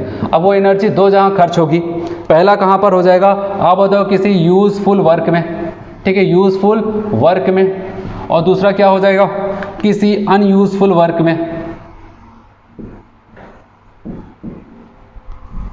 ठीक है, दो जगह पर खर्च हो जाता है, ठीक है, यूजफुल वर्क और क्या हो जाता है, और वहाँ पर अनयूजफुल या फिर नॉन यूजफुल वर्क में वहाँ पर खर्च हो जाता है, ठीक है, ये चीज़ हो जाती है। अब यहाँ पर जो हमने एनर्जी दी, मान लिया यहाँ पर हमने टोटल एनर्जी यहाँ पर H दिया, H हीट उसको सप्लाई किया, उसमें से जो यूजफुल वर्क हुआ वो G था, और जो नॉन यूजफुल वर्क था, ठीक है, जो नॉन यूजफुल वर्क था वो क्या था, वहाँ पर TS था, ठीक है, क्योंकि एंट्रोपी क्या हो जाएगा, वो एंट्रोपी में जो एनर्जी खर्च होती है एंट्रोपी और टी में, वो क्या हो जाएगा, वो नॉन यूजफुल होता है, ठीक है, ये चीज़ हो जाती है। तो कहने का मतलब जितनी एनर्जी हमने दी वो क्या हो जाता है, यूजफुल वर्क और नॉन यूजफुल वर्क में क्या हो जाता है, वो खर्च हो जाता है, ठीक है, यहाँ पर हुआ। अब यहाँ पर अगर G की बात करते हैं, G बराबर क्या आ जाएगा, आप बताओ कि जितनी एनर्जी थी उसमें से T डेल्टा S को घटा दो, आ जाएगा। और याद रखना यहाँ पर जो गिब्स एनर्जी है ये भी एक स्टेट फंक्शन होता है, आप इसके एब्सोल्यूट वैल्यू को कभी नहीं निकाल सकते। यहाँ पर अगर आप कुछ निकाल सकते हैं तो क्या निकाल सकते हैं, इसके चेंज को निकाल सकते हैं, इसके डिफरेंस को निकाल सकते हैं। तो यहाँ पर भी अगर हम लोग इसके डिफरेंस की बात करते हैं तो डेल्टा G बराबर क्या हो जाएगा, आप बताओगे सबका difference delta H minus T delta S, formula बन के तैयार हो चुका है। यहाँ पर गिब्स एनर्जी का बहुत ज़्यादा इंपॉर्टेंट है, यहाँ पर डेल्टा G बराबर delta H minus T delta S हो जाता है। और यहाँ पर ये क्या हो जाता है, आप बताओगे change in Gibbs energy change है, ये क्या है, एंट्रोपी चेंज है, ये कौन है, ये एंथैल्पी चेंज है, ये कौन है, एंट्रोपी चेंज है, ठीक है, समझ में आया सबको। और यहाँ पर इसी फॉर्मूले पे हम लोग लेके चलते हैं, क्योंकि हम लोग पढ़ रहे थे स्पॉन्टेनियस नॉन स्पॉन्टेनियस प्रोसेसेस। तो बताया कि अगर कभी भी ध्यान देना डेल्टा G की वैल्यू आपको क्या मिलता है, लेस देन 0, ठीक है, तो इसका मतलब वो प्रोसेस जहाँ पर डेल्टा G की वैल्यू आपने निकाला लेस देन 0 मतलब नेगेटिव में आया है, तो इसका मतलब वो प्रोसेस स्पॉन्टेनियस। और डेल्टा G की वैल्यू कहीं पर क्या हो जाता है, ग्रेटर देन 0 आता है, ठीक है, मतलब प्लस में, इसका मतलब वो क्या है, नॉन स्पॉन्टेनियस है, प्रोसेस है। और कहीं पर डेल्टा G की वैल्यू 0 आ गई, अब बताओ वहाँ पर क्या हो जाता है, इसका मतलब वहाँ पर सिस्टम कहाँ पर है, एट इक्विलिब्रियम। तो कहने का मतलब ये बहुत ज़्यादा इंपॉर्टेंट है, ठीक है, डेल्टा G की वैल्यू, क्योंकि क्वेश्चन आ जाता है वहाँ पर ओवरऑल इसकी वैल्यू, चाहे जो भी वहाँ पर डेल्टा T दिया गया है, डेल्टा S दिया गया है, डेल्टा H दिया गया, नेट वैल्यू आपको यहाँ पर रखना है, ठीक है। अगर डेल्टा G की वैल्यू आपकी वहाँ पर नेगेटिव आती है तभी वहाँ पर स्पॉन्टेनियस प्रोसेस होगा। समझ में आया सबको। चलिए यहाँ पर delta G, delta S, delta H की मदद से कैसे हम प्रोसेस को बता सकते हैं वो हमारा स्पॉन्टेनियस है कि नहीं है, अगर हो सकता है कि नहीं हो सकता, अगर बना सकते हैं तो कैसे बना सकते हैं इसको स्पॉन्टेनियस नॉन स्पॉन्टेनियस, इसके बारे में बात करते हैं। यहाँ पर बात करते हैं सबसे पहले जो फॉर्मूला था डेल्टा G का, एक बार फिर से लिखते हैं, डेल्टा G बराबर delta H minus T delta S आ जाता था, ठीक है, ये हो जाता था। अब इसकी मदद से यहाँ पर आते हैं हम लोग, देखते हैं। चलिए यहाँ पर एक केस देखते हैं।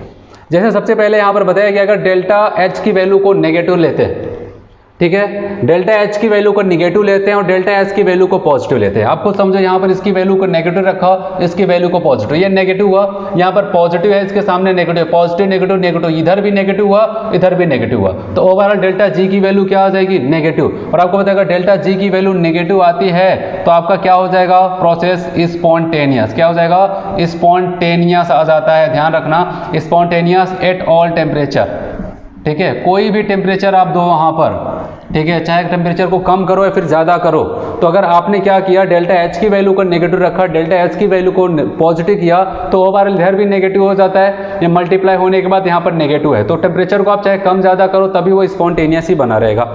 चलिए हम लोग बात करते हैं सेकेंड केस। यहाँ पर क्या किया, डेल्टा H को नेगेटिव रखा, डेल्टा S को भी नेगेटिव कर दिया। अब बताओ डेल्टा H नेगेटिव हो गया है, चलो ठीक है, अच्छा लग रहा है, लेकिन यहाँ पर इसको नेगेटिव किया तो अब क्या हो जाएगा, ये नेगेटिव पॉजिटिव, मतलब एक साइड पॉजिटिव का साइन है और एक साइड नेगेटिव है। अब बताओ वहाँ पर डेल्टा G की वैल्यू पॉजिटिव आएगी नेगेटिव आएगी, अब बताओ कि कुछ भी तो हो सकता है, अगर एक साइड पॉजिटिव एक साइड नेगेटिव है, अब डिपेंड ये करेगा कौन वैल्यू ज़्यादा है। अगर नेगेटिव वाला ज़्यादा है तो डेल्टा G की वैल्यू नेगेटिव में, अगर पॉजिटिव वाला ज़्यादा है तो डेल्टा G की वैल्यू पॉजिटिव में आएगा। अब कौन ज़्यादा है, तो यहाँ पर बात करते हैं। बताया गया अगर दोनों को नेगेटिव लेते हैं डेल्टा G उसी कंडीशन में आपको नेगेटिव मिलेगी, और नेगेटिव का मतलब स्पॉन्टेनियस होगा। स्पॉन्टेनियस कब, जब आपको पता है यहाँ पर क्या हो जाता है, ये T की वैल्यू को अगर कम किया जाए, क्योंकि अगर टी की वैल्यू हम लोग कम कर सकते हैं, डेल्टा एच में कोई परिवर्तन नहीं होगा। अगर टी की वैल्यू को कम किया जाएगा तो उस कंडीशन में टी डेल्टा एच की टोटल वैल्यू कम हो जाएगी, क्योंकि यहाँ पर इसको हमने माइनस रखा, माइनस माइनस प्लस हो गया, तो ओवरऑल प्लस वाली वैल्यू क्या हो जाएगी, कम हो जाएगी, और माइनस वाली वैल्यू आपको बढ़ी हुई नजर आएगी। इसका मतलब स्पॉन्टेनियस ये हो सकता है, लेकिन एक चीज याद रहे, एट लो टेम्परेचर। ठीक है, ऐसे क्वेश्चन ऐसे ही पूछ लिया जाता है। फिर बताया गया एक बार फिर से दोनों को माइनस माइनस रखा, लेकिन अगर हमसे कहना है यहाँ पर प्लस आ जाए, मतलब नॉन स्पॉन्टेनियस करना हो, इसको भी माइनस रखा, इसको भी माइनस, माइनस माइनस प्लस हो जाएगा, एक साइड प्लस चल रहा है, एक साइड माइनस है। ठीक है, और हमसे कहा गया प्लस आए ओवरऑल इसकी डेल्टा जी की वैल्यू, इसका मतलब क्या करना है, प्लस आने का मतलब ये नॉन स्पॉन्टेनियस हो जाएगा। और याद रहे प्लस आने का मतलब क्या, माइनस माइनस प्लस, वही साइड वाली वैल्यू प्लस में है, इधर वाली माइनस, तो प्लस वाली वैल्यू ज्यादा होगी तभी तो प्लस में आएगा आंसर। तो आप बताओगे कैसे ज्यादा किया जा सकता है, टेम्परेचर को बढ़ा दिया जाए। तो आप बताओगे non spontaneous at high temperature. Question ऐसे ही पूछ लिया जाएगा। ठीक है, इसकी वैल्यू नेगेटिव, इसकी वैल्यू नेगेटिव है, बताओ कब ये हमको नॉन स्पॉन्टेनियस मिलेगा। बताया हाई टेम्परेचर पर ये प्लस साइन देगा और लो टेम्परेचर पे क्या करेगा, माइनस साइन देगा, और माइनस साइन आया लो टेम्परेचर पे स्पॉन्टेनियस, टेम्परेचर को बढ़ा दिया तो नॉन स्पॉन्टेनियस हो जाता है। चलिए अगले दो प्रोसेस की बात करते हैं। यहाँ पर इसको भी प्लस रखा डेल्टा एच को, और एच को भी प्लस रखा। अच्छा ये प्लस हुआ, इसको प्लस रखा तो क्या हो जाएगा, प्लस माइनस माइनस, एक साइड माइनस है एक साइड प्लस है। अब कौन सा आंसर, जब एक साइड माइनस एक साइड प्लस है, इसका मतलब दोनों पॉसिबिलिटीज हो सकती है। अगर हम लोग कहते हैं यहाँ पर प्लस आ रहा है, इसका मतलब क्यों प्लस आया, इधर प्लस है इधर माइनस है। ठीक है, ये वाला ज्यादा कैसे हो सकता है, जब ये वाला कम हो, ये वाला कैसे कम हो जाएगा, आप बताओगे इसके कम होने का बस एक ही चेंजेस है, क्या, टेम्परेचर को कम कर दिया जाए एट लो टेम्परेचर। ठीक है, लो टेम्परेचर पे क्या हो जाता है, आप बताओगे नॉन स्पॉन्टेनियस। लेकिन अगर यही कंडीशन फिर से दिया, इसको भी प्लस किया इसको भी प्लस किया, तो इधर तो ये प्लस बना हुआ है, ठीक है, इसको प्लस दिया तो क्या हो जाएगा, ये प्लस माइनस माइनस हो जाएगा। और हमसे पूछा जाए कि ओवरऑल माइनस वैल्यू लाना है तो क्या करें, कहा गया टी को बढ़ा दो तो ये माइनस वाला हिस्सा बढ़ जाएगा। ठीक है, माइनस वाला हिस्सा बढ़ जाएगा, मतलब कि ये स्पॉन्टेनियस हो जाएगा कब, जब हम लोग क्या करते हैं, at high temperature. High temperature पे स्पॉन्टेनियस हो जाएगा। लास्ट वाला केस यहां पर देखते हैं, एक को प्लस रखा, एच को प्लस किया है और एच को माइनस किया। अच्छा बताओ, इसको प्लस किया और इसको माइनस किया, तो इसका माइनस इस माइनस से मल्टीप्लाई हो जाएगा, ओवरऑल ये क्या हो जाएगा, ये दोनों वैल्यू क्या हो जाएंगी, ये प्लस में आ जाएंगी, तो ये प्लस में है, तो ये भी प्लस ये भी प्लस, तो क्या हो जाएगा, आप बताओगे हमेशा प्लस ही आने वाला है, इसके अलावा और कोई वहां पर नहीं है पॉसिबिलिटीज, ये हमेशा क्या हो जाएगा, नॉन स्पॉन्टेनियस होगा। और याद रहे किसी भी टेम्परेचर पे, एट ऑल टेम्परेचर। समझ में आया सबको, तो ये चीजें याद रखनी थी, इस टाइप के क्वेश्चंस वहां पर पूछे जाते हैं। ठीक है, चलिए यहाँ पर लास्ट हम लोग देख लेते हैं थोड़ा जल्दी से। यहाँ पर first law of thermodynamics, first law of thermodynamics क्या कहता है यहाँ पर, ठीक है, यहाँ पर ये कहता है अगर कोई एक सिस्टम है, कोई एक सिस्टम है, मान लिया यहाँ पर ये कोई एक सिस्टम है, इस सिस्टम की हम लोग क्या चाहते हैं, इंटरनल एनर्जी को बढ़ाना चाहते हैं। किसी भी सिस्टम की इंटरनल एनर्जी को कैसे बढ़ाया जा सकता है, बताया गया इस सिस्टम को आप दो काम कर सकते हो, इसको हीट दे दो या फिर इस सिस्टम के ऊपर आप क्या कर सकते हो, वर्क कर दो। ठीक है, आप कह सकते हैं यहाँ पर क्या, इंटरनल एनर्जी को हम लोग इकट्ठा करना चाहते हैं, किसकी इंटरनल एनर्जी किसी सिस्टम की बढ़ाना चाहते हैं, तो वहां पर क्या किया जा सकता है, वहां पर दो प्रोसेस किया जा सकता है। वहां पर इंटरनल एनर्जी को बढ़ाने के लिए उसको हीट दे दो और वर्क दे दो, यही होता है फर्स्ट लॉ ऑफ थर्मोडायनेमिक्स। यहां पर क्या बताया गया, बताया गया किसी भी सिस्टम की इंटरनल एनर्जी को बढ़ाना है, डेल्टा ई क्या है, इंटरनल एनर्जी, वहां पर क्या करना पड़ेगा, आप हीट दे दो और उस सिस्टम को क्या कर दो, उसके ऊपर वर्क कर दो, उसकी इंटरनल एनर्जी बढ़ जाएगी। मतलब कि किसी भी सिस्टम की इंटरनल एनर्जी को कौन वहां पर बढ़ा सकता है, हीट और वर्क। ठीक है, अगर सिस्टम को हीट दे दिया जाए, सिस्टम के ऊपर वर्क कर दिया जाए तो इंटरनल एनर्जी बढ़ जाती है। ठीक है, यहां पर delta E change in internal energy, Q heat given to the system, जो सिस्टम को हीट दिया गया उसकी बात किया जा रहा है, W work done by the on the system, system के ऊपर कितना कार्य किया गया, वर्क किया गया है वो है। फिर बात करते हैं यहां पर इसी फॉर्मूले को हम लोग अप्लाई करते हैं डिफरेंट यहां पर प्रोसेसेस में। जैसे पहला प्रोसेस बताया कि अगर कोई आइसोथर्मल प्रोसेस लेके चलते हैं, और आइसोथर्मल प्रोसेस में क्या हो जाता है, आइसो क्या, आइसो है थर्मल, टेम्परेचर, टेम्परेचर क्या है, कांस्टेंट है, मतलब कि टेम्परेचर का डिफरेंस है वो जीरो है, फाइनल इनिशियल दोनों सेम है तो टेम्परेचर डिफरेंस जीरो। तो इस कंडीशन में आपको पता है इंटरनल एनर्जी किसके ऊपर डिपेंड करता है, ये टेम्परेचर डिपेंडेंट होता है। अगर टेम्परेचर का डिफरेंस जीरो तो इंटरनल एनर्जी का जो चेंज आएगा वो आ जाएगा जीरो। और आपको पता है अगर इंटरनल एनर्जी 0 आ गया, तो इसका मतलब ये क्या हो जाएगा, Q बराबर हो जाएगा -W के। तो ध्यान रखना, ऐसे क्वेश्चन आ जाता है, कहा जाता है आइसोथर्मल प्रोसेस है, बताओ वहां पर अगर हीट इतनी दिया गया तो वर्क डन कितना होगा। तो आपको पता है हीट और वर्क डन क्या हो जाएंगे, हीट और वर्क दोनों क्या हो जाएंगे, इक्वल होंगे, बस अपोजिट साइन के साथ हो जाएंगे। ठीक है, ये चीजें आ जाती है। फिर बताया कि अगर एडियाबेटिक प्रोसेस, और एडियाबेटिक का मतलब क्या हो जाएगा, यहाँ पर कौन है, ठीक है, यहाँ पर बताया कि हीट का जो चेंज है, हीट जो है वो 0 है। ठीक है, तो अगर हीट 0 मतलब Q की वैल्यू, जो भी गिवन हीट है वो 0 है, इसका मतलब हीट नहीं दिया जा रहा है। अगर Q की वैल्यू 0 तो इंटरनल एनर्जी अब किसके ऊपर डिपेंड करेगी, केवल और केवल वर्क के ऊपर। तो इंटरनल एनर्जी बराबर किसके हो जाएगा, अब बताओगे वर्क डन के बराबर हो जाता है। इंटरनल एनर्जी वर्क डन के बराबर कब, जब Q की वैल्यू 0। कब Q की वैल्यू 0, एडियाबेटिक प्रोसेस में 0 हो जाता है। चलिए यहाँ पर बात करते हैं आइसोकोरिक। कोरिक प्रोसेस का मतलब क्या है, यहाँ पर आप बताओगे डेल्टा V की वैल्यू 0, मतलब वॉल्यूम में कोई परिवर्तन नहीं आ रहा, फाइनल इनिशियल वॉल्यूम सेम है। तो वहां पर क्या हो जाएगा, आपको पता है वर्क डन क्या हो जाता है, आप बताओ वर्क बराबर -P डेल्टा V, यही तो होता है। ठीक है, अब यहाँ पर अगर डेल्टा V की वैल्यू 0 हो गई तो ओवरऑल टर्म वर्क डन क्या हो जाएगा, 0। तो कहने का मतलब इंटरनल एनर्जी मिलके बना था किससे, आप बता सकते हो, बढ़ा सकते थे Q और W। अगर W 0 हो जाएगा तो इंटरनल एनर्जी किसके बराबर हो जाएगा, केवल और केवल हीट के बराबर हो जाता है। कौन से प्रोसेस में, आइसोकोरिक प्रोसेस में। फिर बात करते हैं आइसोबेरिक प्रोसेस में। आइसोबेरिक में क्या हो जाता है, प्रेशर कांस्टेंट होता है, फाइनल इनिशियल सेम हुआ तो डेल्टा P की वैल्यू 0, और आपको पता है इस सिस्टम में प्रेशर को कोई दिक्कत नहीं है, तो डेल्टा E बराबर Q + V। ठीक है, यहाँ पर आ जाएगा, आप इसको सॉल्व कर लोगे। फिर बात करते हैं कि ये भी इंपॉर्टेंट है, ठीक है, क्वेश्चन पूछा जा चुका है। कोई एक साइक्लिक प्रोसेस है, कोई एक साइक्लिक प्रोसेस है, वहां पर हीट दे दिया गया था। ठीक है, वहां पर हीट दे दिया गया था, आपसे पूछा गया बताओ वर्क डन क्या हो जाएगा। तो आपको पता है साइक्लिक प्रोसेस है, और E मैंने आपको बताया था साइक्लिक प्रोसेस में जितने भी स्टेट फंक्शन वाले होते हैं सब क्या हो जाते हैं, 0 हो जाता है। यही तो होता था, क्योंकि फाइनल इनिशियल पे डिपेंड कर रहा है। साइक्लिक प्रोसेस हुआ, पता चला फाइनल इनिशियल दोनों एक ही पॉइंट है, तो वहां पर डेल्टा E की वैल्यू 0 हो जाएगी, और डेल्टा E की वैल्यू 0 हो जाएगी तो एक बार फिर से सेम इसी तरह का प्रोसेस, आइसोथर्मल वाला प्रोसेस, Q बराबर -W के था, वैसे यहाँ पर Q बराबर -W के हो जाता है। ठीक है, सबको समझ में आया। तो यहाँ तक थर्मोकेमिस्ट्री का जो भी टॉपिक था, जो भी इंपॉर्टेंट टॉपिक थे, सारे कवर हो चुके हैं। तो आज हम लोग बस इतना ही करते हैं। अगले लेक्चर में हम लोग क्या करते हैं, एक नया टॉपिक लेके आएंगे और इसको क्या करते हैं, रिवाइज करेंगे। ठीक है दोस्तों, धन्यवाद।